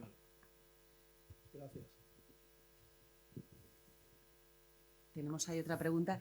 Yo mientras lanzo una muy rápida. Uh-huh. ¿Hay limitaciones, por mucho que haya dicho el compañero, que sí, que es como una gran masa que nosotros estamos alimentando, pero hay limitaciones? ¿Hay algo que la IA no se puede inventar si no tiene base, si no tenemos...? Entonces estamos hablando de que sí que hay una limitación. Sí. Lo han visto ustedes con el avión. La IA no sabía... No tenía ningún tipo de idea de qué le estaba pidiendo. Y le digo que probablemente intenté generar el avión unas 50 veces y con muchísimos modelos. Pero fíjense, el avión y el avión. O sea, cualquier parecido con la realidad es pura coincidencia, salvo que tiene unas hélices y tiene algún tipo de cuerda que las sujeta, pero no tiene ningún tipo... Es decir, ahí se pierde totalmente la conexión con el referente, más allá de que el espacio parece ser algo muy similar y la gente parece ser algo muy similar, pero tampoco tiene que ver. Entonces, ¿hay limitaciones? Sí. Es decir, que de repente tú quieras generar algo donde no tengamos, o donde la propia IA no tenga absolutamente todo esto que hablábamos de las categorías y de las fotografías a las que se asociaba el texto para generar la imagen. Si la IA no tiene ningún referente al que aferrarse, se lo va a inventar. Te va a coger un avión de guerra como este, totalmente descontextualizado de su época. Sí, tal cual. Sí, yo te quería preguntar cómo la IA detecta o cómo decide los colores de fotografías de las que no tienen referencia. Por ejemplo, a la Plaza Canalejas sí que lo pone en rojo porque el edificio tiene fotografías que sabe cómo son. Pero la Casa de la Misericordia, que el suelo lo pone de color azul, ¿por qué decide si no tiene una referencia que es azul? ¿Detecta la escala de grises o cómo lo hace? Sí, en realidad... para los aspectos de restauración que implican algún tipo de coloreado, también seguía o hay una serie de información introducida de cómo, digamos, una imagen en blanco y negro de no digital, de tipo fotoquímico, reaccionaría ante un etalonaje, que es un coloreado, cómo, digamos, la exposición, la luz que vemos sería en color. O sea, todo eso forma parte de entrenamiento. Pero luego aparte detecta que esto es suelo y de nuevo para la Casa de Misericordia también fue necesario, es decir, yo introduje esta imagen en blanco y negro, pero también imágenes que tenía de épocas posteriores. De épocas posteriores, por supuesto no así, porque este era un momento concreto en el año 1923 y las fotografías en color ya no se parecían nada, pero a partir de cómo detecta la correspondencia en cada píxel, vamos a decir ya en términos digitales, de este suelo o de estas paredes comparando a escala de grises que usted bien ha comentado, con toda la gama cromática, se establece o sí que es posible establecer a nivel matemático unas correspondencias con color. Entonces probablemente, hay casos en los que no, pero probablemente la restauración en color es bastante precisa, yo le diría en un 60-70% de los casos, porque, y no es nuevo de la IA generativa, se ha usado previamente, lo que pasa es que con la IA generativa se amplifican las posibilidades, pero sí que es posible definir cada píxel en escala de grises y asociarle un color. Eso es lo que hace la IA, asociarle un color con toda la gama cromática que ustedes se puedan imaginar, y el resultado... A mí lo que me preocupa con el coloreado, y es algo para lo que no tengo solución, y lo hablábamos también esta mañana preparando la discusión, es que si ustedes ven el espacio probablemente en la imagen en color que queda restaurada aparece mucho más degradado de como lo estaba mucho menos degradado, mucho más limpio. Pues si ven ustedes, esta es la imagen original, la fotografía original, está lleno de humedades en el techo. Las humedades, conforme yo voy haciendo la restauración, miren de aquí a aquí, pero miren el proceso final de coloreado, se han diluido mucho, incluso parecen sombras, ni siquiera parecen humedades, porque lo que hace o lo que se hacen es unos píxeles se disuelven con otros y al final se crea un degradado y seguramente, lo que pasa es que las máquinas del tiempo no existen, pero si fuera posible estar ahí ahora mismo, de momento, estas humedades serían muchísimo más pronunciadas en color. Igual que lo que comentaba, que es otra cosa que me preocupa bastante con todos estos procesos, que son las texturas.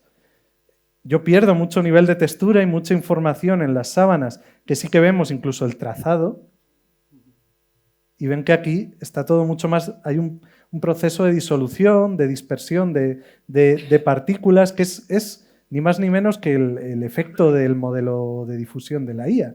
Entonces ganamos unas cosas y perdemos en otra, pero con respecto a este espacio concreto, probablemente el espacio estaba mucho más degradado de cómo aparece en esta imagen coloreada, probablemente sí. Pero también, y esto es interesante, nos sirve para apreciar mejor los diferentes componentes de este espacio o en el caso del comedor, pues poder incluso sumergirnos o tener otro tipo de experiencias derivadas, ¿no?, de un patrimonio fotográfico concreto con sus problemáticas y con sus limitaciones. Sí, sí. Gracias por la pregunta. Yo creo que viendo los vídeos nos ha pasado, yo creo que a todos, si no me equivoco, tanto con el vídeo de Saturnino como con este de Casa de Misericordia, nos han venido también a la cabeza seguramente a muchos las imágenes estas que de repente, creadas por IA, que te las llegas a creer, en la que de repente sale Trump, por poner un ejemplo, dándole la mano a no sé quién, todas estas imágenes, vídeos que circulan por la red, nos hace, yo creo, que pensar a todos que pueden coger ahora mismo una fotografía mía en cualquier momento y pueden generar un vídeo en el que yo esté cometiendo un delito, por ejemplo. Esa utilización de las imágenes, que creo que tiene hasta nombre, ¿se podría saber y se podría detectar qué detalles nos podrían decir? ¿Se puede seguir algún tipo de patrón que diga, no, estas imágenes son IA, y que no llegue en ese punto en el que cualquiera nos pueda poner en cualquier situación, en cualquier vídeo generado por IA? Pues creo que es muy buena pregunta y además creo que cuando trabajamos con IA generativa, una de las cuestiones más importantes es que haya una alfabetización de todos los usuarios que la utilizamos para reconocer, manejar su estilo visual y poder identificar si un material está o no generado o tratado con IA. Precisamente para el nombre que has comentado tú de cuando de repente aparece una figura pública diciendo cosas que en realidad no ha dicho, un deepfake, que lo pueden hacer con cualquier persona, pero que habitualmente se utilizan para viralizar tendencias en redes sociales y generar determinados estadios de opinión sobre cosas. Bueno, sí, puede aparecer Trump diciendo algo que no ha dicho cualquier persona. Eso es un peligro, evidentemente, porque es lo que... La manipulación se nos escapa. Se habla de que, en términos de desinformación, es uno de los mayores peligros de la IA, pero en realidad cada vez es más difícil reconocerlo por la cuestión de que cada vez son imágenes más perfectas, más fotorrealistas, más parecidas y con menos errores a lo que podría ser una fotografía tomada. Pero en realidad, si ustedes lo piensan, si lo pensamos, tampoco es algo tan nuevo, porque en realidad, mucho antes de la aparición de la IA generativa, lo que pasa, yo creo que hay que contextualizar esto poniendo en valor que lo que ocurría anteriormente es que para hacer esto mismo que tú has comentado, de poner a alguien a hablar y a decir lo que tú quieras que diga, había que tener unos conocimientos muy específicos. Había que tener unos conocimientos técnicos, alguien que se dedique a la postproducción audiovisual puede poner a decir, puede recortar una imagen, cambiarla de fondo, demás. Esto se podía hacer muchísimo antes que la IA y de muchísimas maneras. ¿Qué es lo que hace la IA? La IA democratiza. Es decir, que de repente todo el mundo lo puede hacer. Por lo tanto, todo el mundo puede generar este tipo de tendencias virales y ahí es donde hay que aprender a detectar imágenes generadas por IA porque esas imágenes pues, suelen tener... Pero sí que se pueden llegar a detectar. Sí. Por lo menos en el momento actual en el que estamos. Sí, cada vez son más perfectas, pero si nos vamos a Saturnino de nuevo, voy a volver a ponerlo de ejemplo. Hay una serie de elementos. Ahora vamos a hablar un poco del estilo visual de esta imagen. Hay una serie de elementos en los que ustedes siempre se tienen que fijar. Cuando vean un vídeo y vean que en este caso no tenemos fondo, pero si el esquema de iluminación, las fuentes de luz que dan en la cara de la persona que está hablando son muy artificiales o parecen sacadas de una película, lo más probable es que sea inteligencia artificial. Si hay una persona hablando y en todo su discurso, como en este caso, mantiene el mismo gesto, sin moverse, en este caso, todas las partes de la cara y todas las expresiones, probablemente sea generativa. Y si ven ustedes caras excesivamente iluminadas o con rasgos muy marcados que una cámara normal normalmente no te da, porque son imágenes que llevan más compresión, ustedes ven cómo se ve una videocámara, ustedes hacen una fotografía, un vídeo ahora mismo, y ustedes no ven nada parecido a esto. Aquí hay una fotografía bastante perfecta, que por eso lo llamamos hiperrealista, porque parte de una fotografía real, de Saturnino, pero exagera todos los componentes visuales de Saturnino y genera una iluminación que realmente difiere mucho de lo que sería una cámara capturando una escena cualquiera, a mí ahora mismo. Esos son uno de los elementos, pero claro, hay que detenerse, hay que mirarla y hay que analizarla. Y cada fotografía es un mundo. Con caras es habitualmente más fácil de detectar. Por ejemplo, en redes sociales, fotografías o vídeos que pueden ver con relativa asiduidad. Aquello que no sea físicamente posible. De repente cosas tan bizarras como gente cayendo de un edificio y levantándose. Cosas que no responden a las leyes de la física. O gente que interactúa entre sí y que ven que cuando se chocan dos manos se diluyen o se fusionan. Eso es un efecto del modelo de difusión, como veían en la plaza, en la puerta de la feria. Normalmente en la IA la interacción de elementos sin mezclarse es muy complicado por cómo se generan las imágenes. Entonces, siempre que ustedes vengan un vídeo donde de repente yo coja un micrófono y mi mano se fusione con el micrófono, son a veces muy poquitos segundos, o ni siquiera un segundo, pero son cosas que son perceptibles y con las que te puede saltar la vista de que evidentemente es contenido generado por IA. Sí, sí. Eso a lo mejor en la parte más peligrosa que podríamos decir de la IA, pero me comentabas ayer además que también está este miedo, este vértigo a que la IA puede destruir distintos puestos de trabajo. Y lo has dicho también en la conferencia, a lo mejor estamos ante un momento en el que se pueden crear muchos más puestos, como por ejemplo en los archivos provinciales, municipales. Estaría muy bien trabajos como el que has realizado tú, en el que se pueden reconstruir y restaurar fotografías para esa mejor conservación. Así que a lo mejor estamos hablando de nuevos puestos de trabajo más que destrucción. Sí, aquí también depende del sector, por supuesto, y depende de los trabajos concretos y las profesiones. La realidad es que nadie lo sabe. Es decir, que a día de hoy nadie puede saber, o es muy difícil, por esto mismo que hablábamos antes de que son escenarios muy cambiantes, tecnologías muy cambiantes, es difícil saber con exactitud hacia dónde va a ir.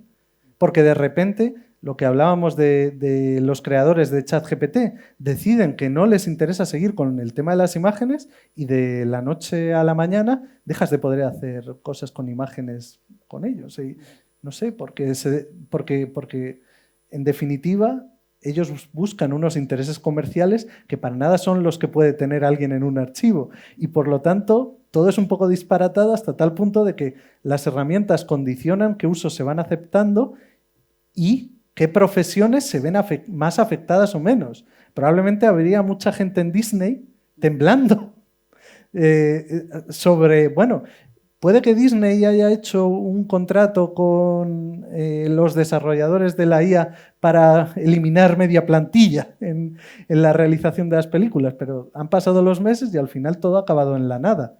No sabemos si mañana habrá otro tipo de de contrato de estas características o si se desarrollará algún modelo para que Disney efectivamente haga eso. Tampoco sabemos cuáles sean sus intenciones. Y lo mismo con el trabajo de archivo y lo mismo con todos los trabajos. Creo que hay que esperar todavía bastante tiempo para ver primero cómo se estabiliza, porque llegará un punto en que la IA generativa y sus aplicaciones se estabilizarán, y en el momento en que se estabilice y se estandarice, porque ahora mismo no podemos dejar de decir que es una tecnología emergente y como toda tecnología emergente tiene todavía o no tiene una estandarización en la mayoría de industrias, por lo tanto hay que esperar. Y por otro lado, en cuestiones de creación audiovisual, y eso es algo que hoy más o menos sí que hemos podido empezar a ver en el ámbito de la postproducción, por ejemplo, cómo estas herramientas sí que generan nuevos roles profesionales de gente que se dedica a entrenar modelos para hacer los efectos visuales de una película y que son capaces de controlar esos modelos y tienen la misma agencia que alguien que utiliza la composición digital o el croma clásico. Pero, por ejemplo, hablando en el mundo del cine, me comentabas ayer esa posibilidad que ofrece la IA hoy en día de poder darle la orden de crear un guión cinematográfico, por ejemplo. Hay un punto que no puede llegar la IA y que nos podemos aventurar a decir que jamás llegará a poner esa parte de arte o esa parte humana que sí que podemos poner nosotros. Eso por mucho no podrá llegar a suplir esa parte, a poner esa parte. A poner esa parte. Es difícil saberlo, porque tampoco sabemos o no tenemos una visión clara de cuáles son los límites de la IA. Pero a día de hoy la intervención de los guionistas y de cualquier labor artesanal creativa, que esto también hay que adecuarlo a cada contexto de producción. Como ustedes, bueno, puede que no lo sepan, pero en Estados Unidos los sindicatos en la industria cinematográfica son muy potentes y han llegado a difundir manifiestos contra la IA y por lo tanto la manera en que Hollywood integra la IA tiene mucho en cuenta que tiene a los sindicatos más poderosos y que de repente si te integran la IA en el estudio puede que tengas un problema, que de hecho ha pasado ya en nichos muy concretos, pero que la gente se te ponga en huelga. Y de repente si la gente se te pone en huelga, con o sin IA no tienes gente que escriba guiones. Claro. Por lo tanto, hay también que ponderar todo en el contexto profesional y en los discursos profesionales. Es decir, que la gente esté dispuesta a asumir que va a utilizar la IA como una herramienta para ayudar en la creación. Y hoy en día el trabajo de un guionista es, yo creo, vamos, indispensable. Hablando de esa parte creativa de la IA, en uno de tus artículos utilizas el término artista de inteligencia artificial. Sí. ¿Se puede, tiene esa parte artística también la IA que a lo mejor cuesta un poco entenderlo así al resto de los ciudadanos? Bueno, este nombre en realidad lo ha puesto la propia industria o los técnicos que se dedican, el gremio, digamos, que se dedica, digamos que si hablamos del proceso de producción de una película, está la fase de rodaje, donde se sigue haciendo todo como habitualmente, y luego en la postproducción tenemos la manera, como decía, de crear mundos fantásticos con efectos visuales especiales y tenemos la opción de empezar a integrar procesos con IA generativa. ¿Qué pasa? Que la gente que sabe crear mundos fantásticos al modo digital estándar es muy complicado que sepa de IA.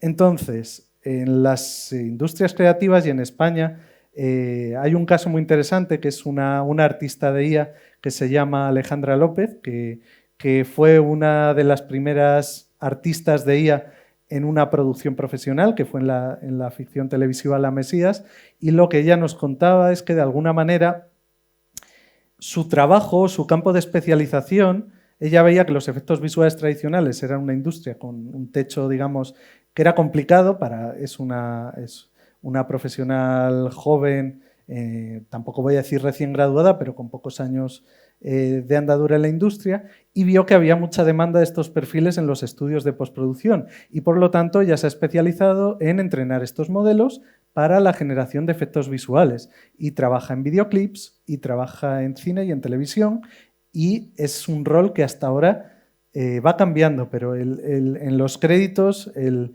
nombre más habitual es artista de IA. ¿este artista de IA ha sustituido a los que hacen los mundos fantásticos? No, ese es el tema. Que hoy por hoy sigue estando el equipo de efectos visuales como hasta ahora lo habíamos visto, pero con estas otras implementaciones que tienen que ver con herramientas de IA que te pueden hacer algunas cosas mejor.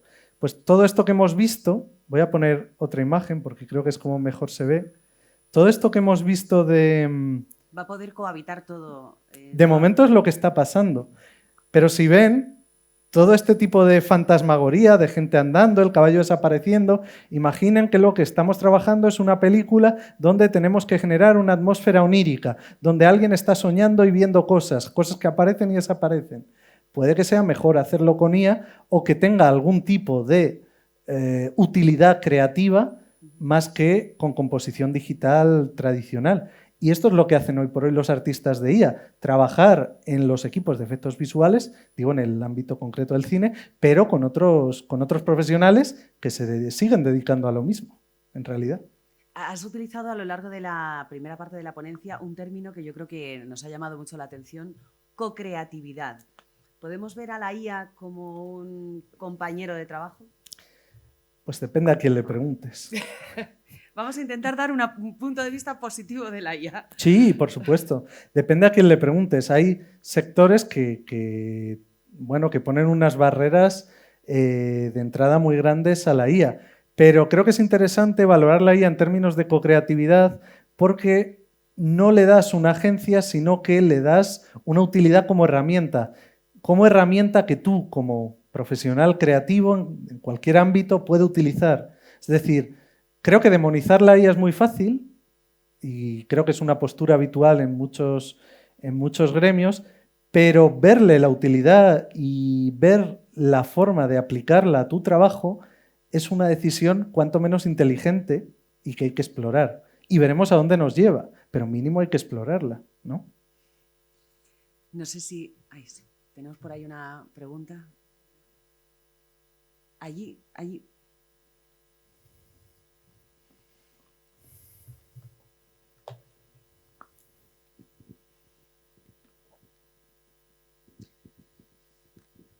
Bueno, buenas tardes. Enhorabuena por tu exposición. Ha sido fantástica.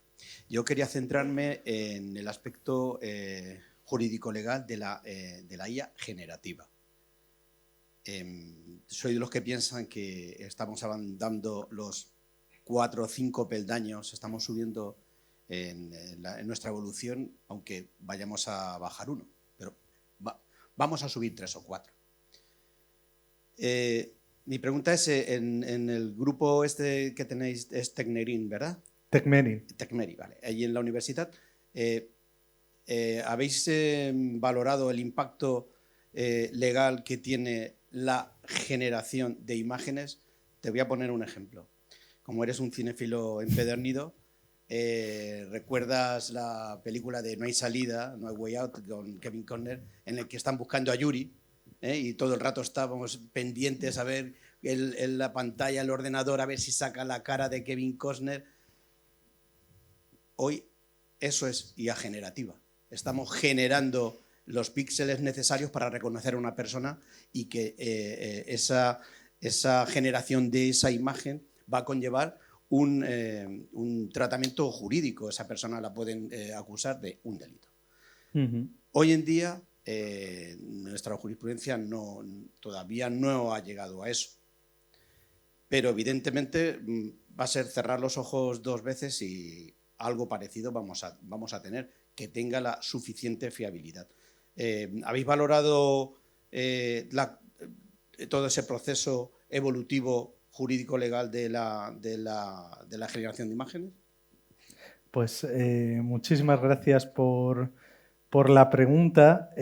Yo creo que estamos en un estadio de comprensión y de analizar lo que es y lo que supone, más allá de las consecuencias jurídico-legales, que por supuesto las tienen, pero creo que, y teniendo en cuenta y en la cabeza la escena que comentas, que creo que es muy acertada y ajustada a este tema, efectivamente sí, efectivamente, pero tampoco es exclusivo de la IA que se pueda generar con fines perversos, que se pueda utilizar con fines perversos. Es decir, la IA generativa Has puesto tú el caso concreto, ¿no?, de que pueda imputar un delito a alguien a partir de la generación de un vídeo, ¿no? ¿Qué es Saturnino?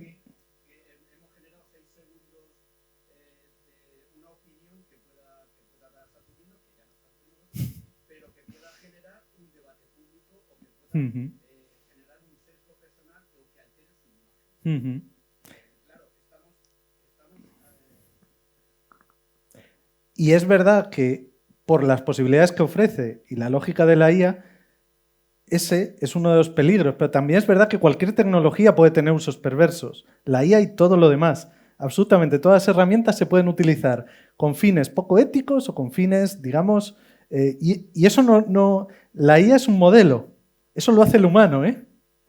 También hay que tener, eso lo hace la persona que utiliza la herramienta con fines perversos, pero la herramienta te ofrece esa posibilidad y no te lo limita. Ahora, también yo creo que las instituciones,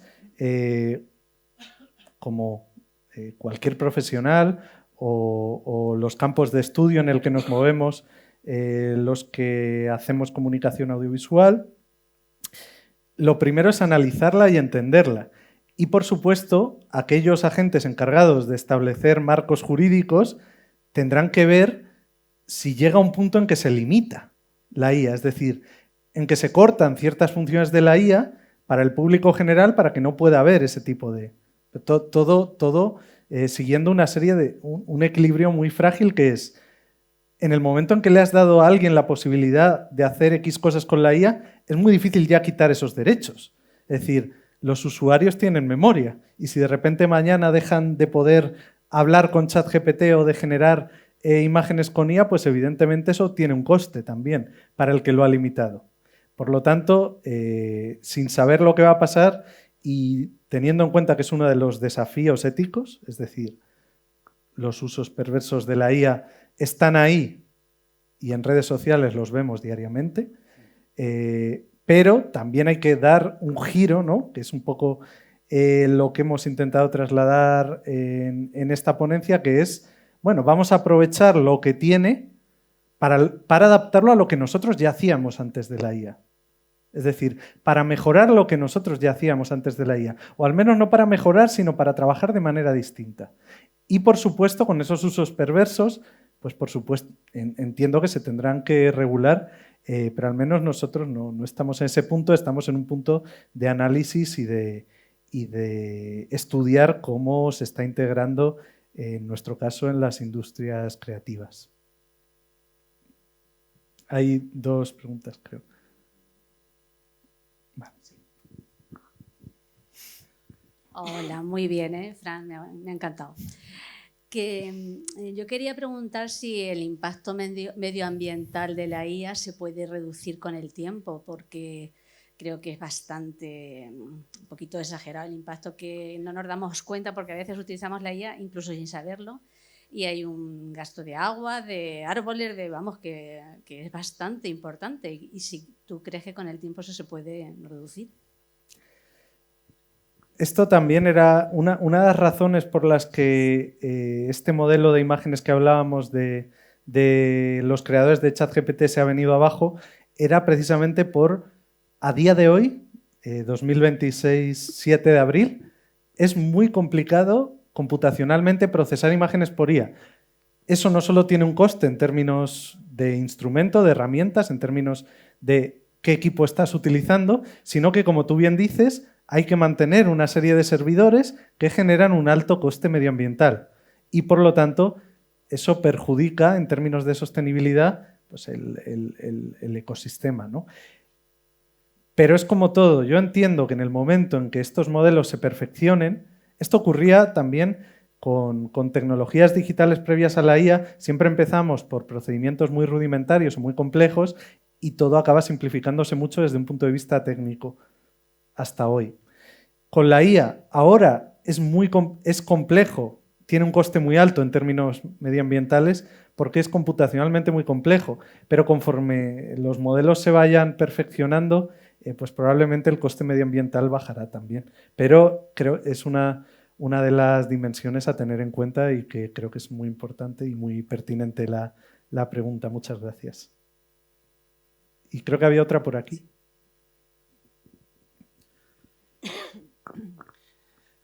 Buenas tardes. Ha sido muy interesante la charla y además muy clara y concisa. Te lo agradecemos. Yo tengo una duda para las fotografías.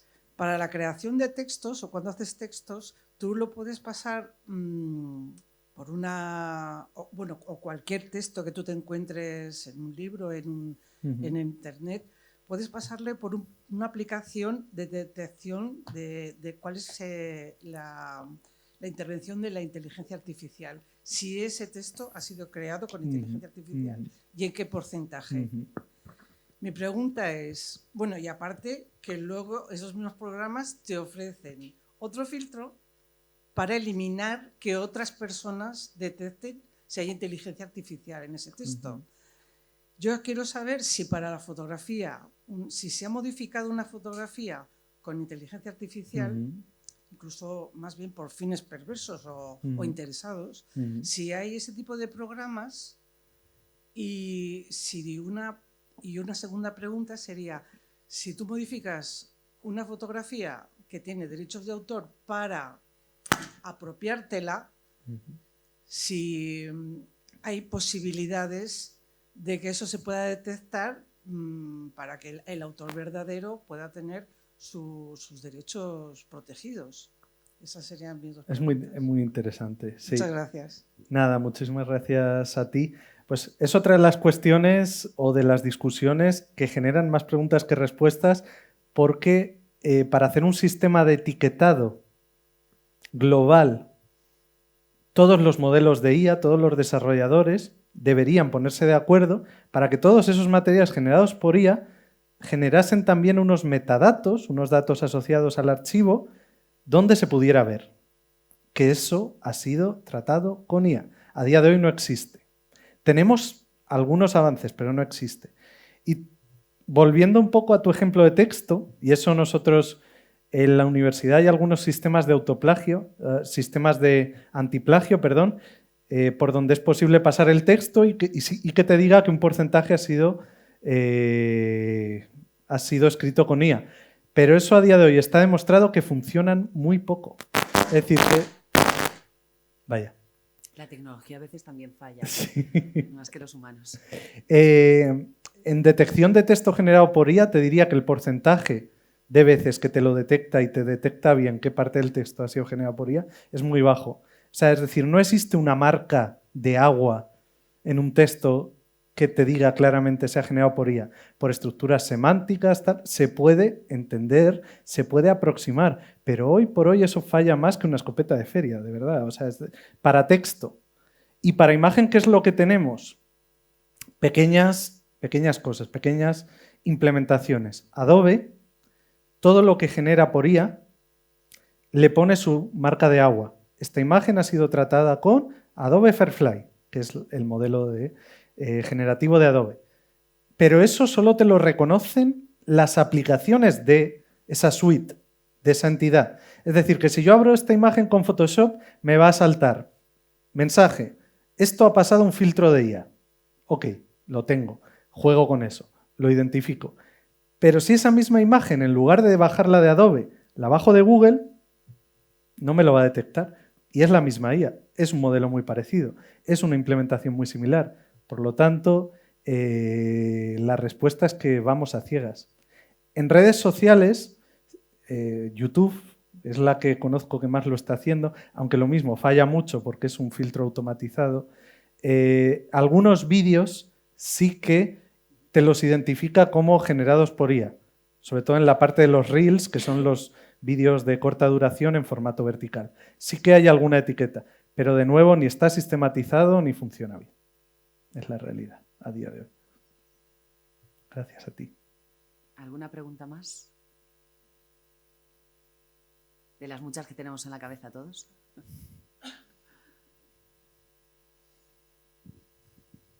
Buenas tardes. Esta es una pregunta ya casi más técnica que otra cosa. Yo trabajo mucho con planos antiguos, con lo cual las anotaciones están hechas a mano. Cuando llega la hora de recuperar los dibujicos y todo eso lo hace bastante bien, pero cuando llegas al texto se vuelve loco. ¿Tú conoces algún software, alguna manera, algún truco para que el texto lo deje legible? Es que, claro, evidentemente, ella intenta comparar con lo que tiene en su caja negra, digamos, y no encuentra nada que no... En otras palabras, que es un modelo generado a partir de entrenamiento con imágenes, pero que la cuestión del texto es mucho más... Claro. Vamos a decir, te genera una serie de jeroglíficos que poco o nada se parecen a la escritura manuscrita. Exactamente. Lo que hago es a pelo. Claro, separo el texto y luego lo incorporo a empujones. Pero ¿hay alguna manera? Sí, ¿Tú sabes sí. Lo que se está desarrollando ahora, o en una última oleada de actualizaciones, es IA generativa multimodal. Multimodal, ¿qué quiere decir? Que integra imagen y texto. Y que, por lo tanto, el texto reconoce bien. En ese sentido, Adobe no te sirve. Pero la última versión de Google, de Gemini, sí que tiene IA multimodal y te detecta perfectamente o en un rango aceptable todos los textos que tú puedas subir incrustados en una imagen. Lo detecta bien. Los textos que están hechos a mano en 1700 y pico. Siempre que sea legible, vamos. Siempre que sea legible. Para ella, efectivamente, si es una caligrafía... Claro, son paticas de hormigas dándose vueltas por el papel. Ella interpreta como lo que puede, claro. Pero eso últimamente está avanzando bastante. Yo te diría que si quieres hacer algo con eso, la mejor es la de Google, hoy por hoy. La de Google. La herramienta, Gemini, sí. Pues, muchas gracias. Y por cierto, yo ya hice una prueba con lo del avión, pero con un tanque que hizo la Diputación en la Guerra Civil. Anda. Y como no lo encuentra, lo sustituye por un tanque Tigre alemán de la Segunda Guerra Mundial. En cuanto pues, vamos. Gracias. Hay otra pregunta por allí. Sí, la verdad es que ha sido muy curioso el vídeo del avión. Y qué rápida es la IA para coger e inventarse de cualquier época con tal de coger... Porque le da igual, ¿no? Sí. Es decir, es... Hola, bueno, esto también es una pregunta bastante personal. Y es que recientemente he adquirido unas cartas de visita de 1871 que por el reverso tienen como unas palabras que dedican, ¿no? Pero que están cifradas con números y con letras que no se corresponden con el alfabeto normal, ¿no? Y entonces los he tratado de desencriptar a través de la IA, metiéndolas en Gemini y en ChatGPT y, bueno, nada de nada, claro. O sea, cada uno me dice una cosa. Y no sé hasta qué punto eso será posible de alguna forma o en el futuro con otro tipo de software. Sí, tú sabes algo de ese tema. Todo va a depender de cómo vayan evolucionando los modelos y el entrenamiento de esos modelos. Ahora, es complicado. Probablemente haya gente que se dedica específicamente a desencriptar archivos que hayan entrenado una serie de modelos que permitan hacer esa operación que tú dices. Pero un modelo general como los que usamos a nivel de usuario veo muy complicado que eso lo puedan hacer. Lo veo muy difícil, la verdad. Gracias. Nada, gracias a ti. ¿Alguna pregunta más de alguien antes de las últimas oportunidades? Porque estamos llegando ya prácticamente al final. Yo creo que ha sido un auténtico lujo, desde luego, tener al profesor aquí, sobre todo el tratamiento que ha hecho y explicándonos de una manera tan concreta esta restauración de unas imágenes, ese trabajo tan bueno, la manera en la que has tenido tan clara de explicarnos y sobre todo de la manera que comenzabas, hablando de inteligencia artificial, que es esa gran desconocida para todos, aunque casi todos la utilizamos de una manera o de otra. Así que yo creo que podríamos acabar con un fortísimo aplauso para Francisco Jiménez Alcarria. Muchas gracias a todos por venir, a la gente de la universidad, también al profesor Palacio, a todos los familiares, amigos, conocidos y gente de Albacete que se haya acercado, de Albacete o de cualquier lugar que se haya acercado aquí a esta charla. Muchísimas gracias a todos. Un último mensaje positivo sobre la inteligencia artificial, para acabar muy contentos. Positivo sobre la inteligencia artificial. Bueno, para irnos con ese buen sabor de boca. Que yo creo que es una época o una etapa de desarrollo muy bonita donde precisamente es bueno que las cosas te sorprendan y si algo hace la IA es que con cada actualización que saca nos sorprende y que hay que estar atentos y ver hasta dónde nos puede llevar. Pues muchísimas gracias.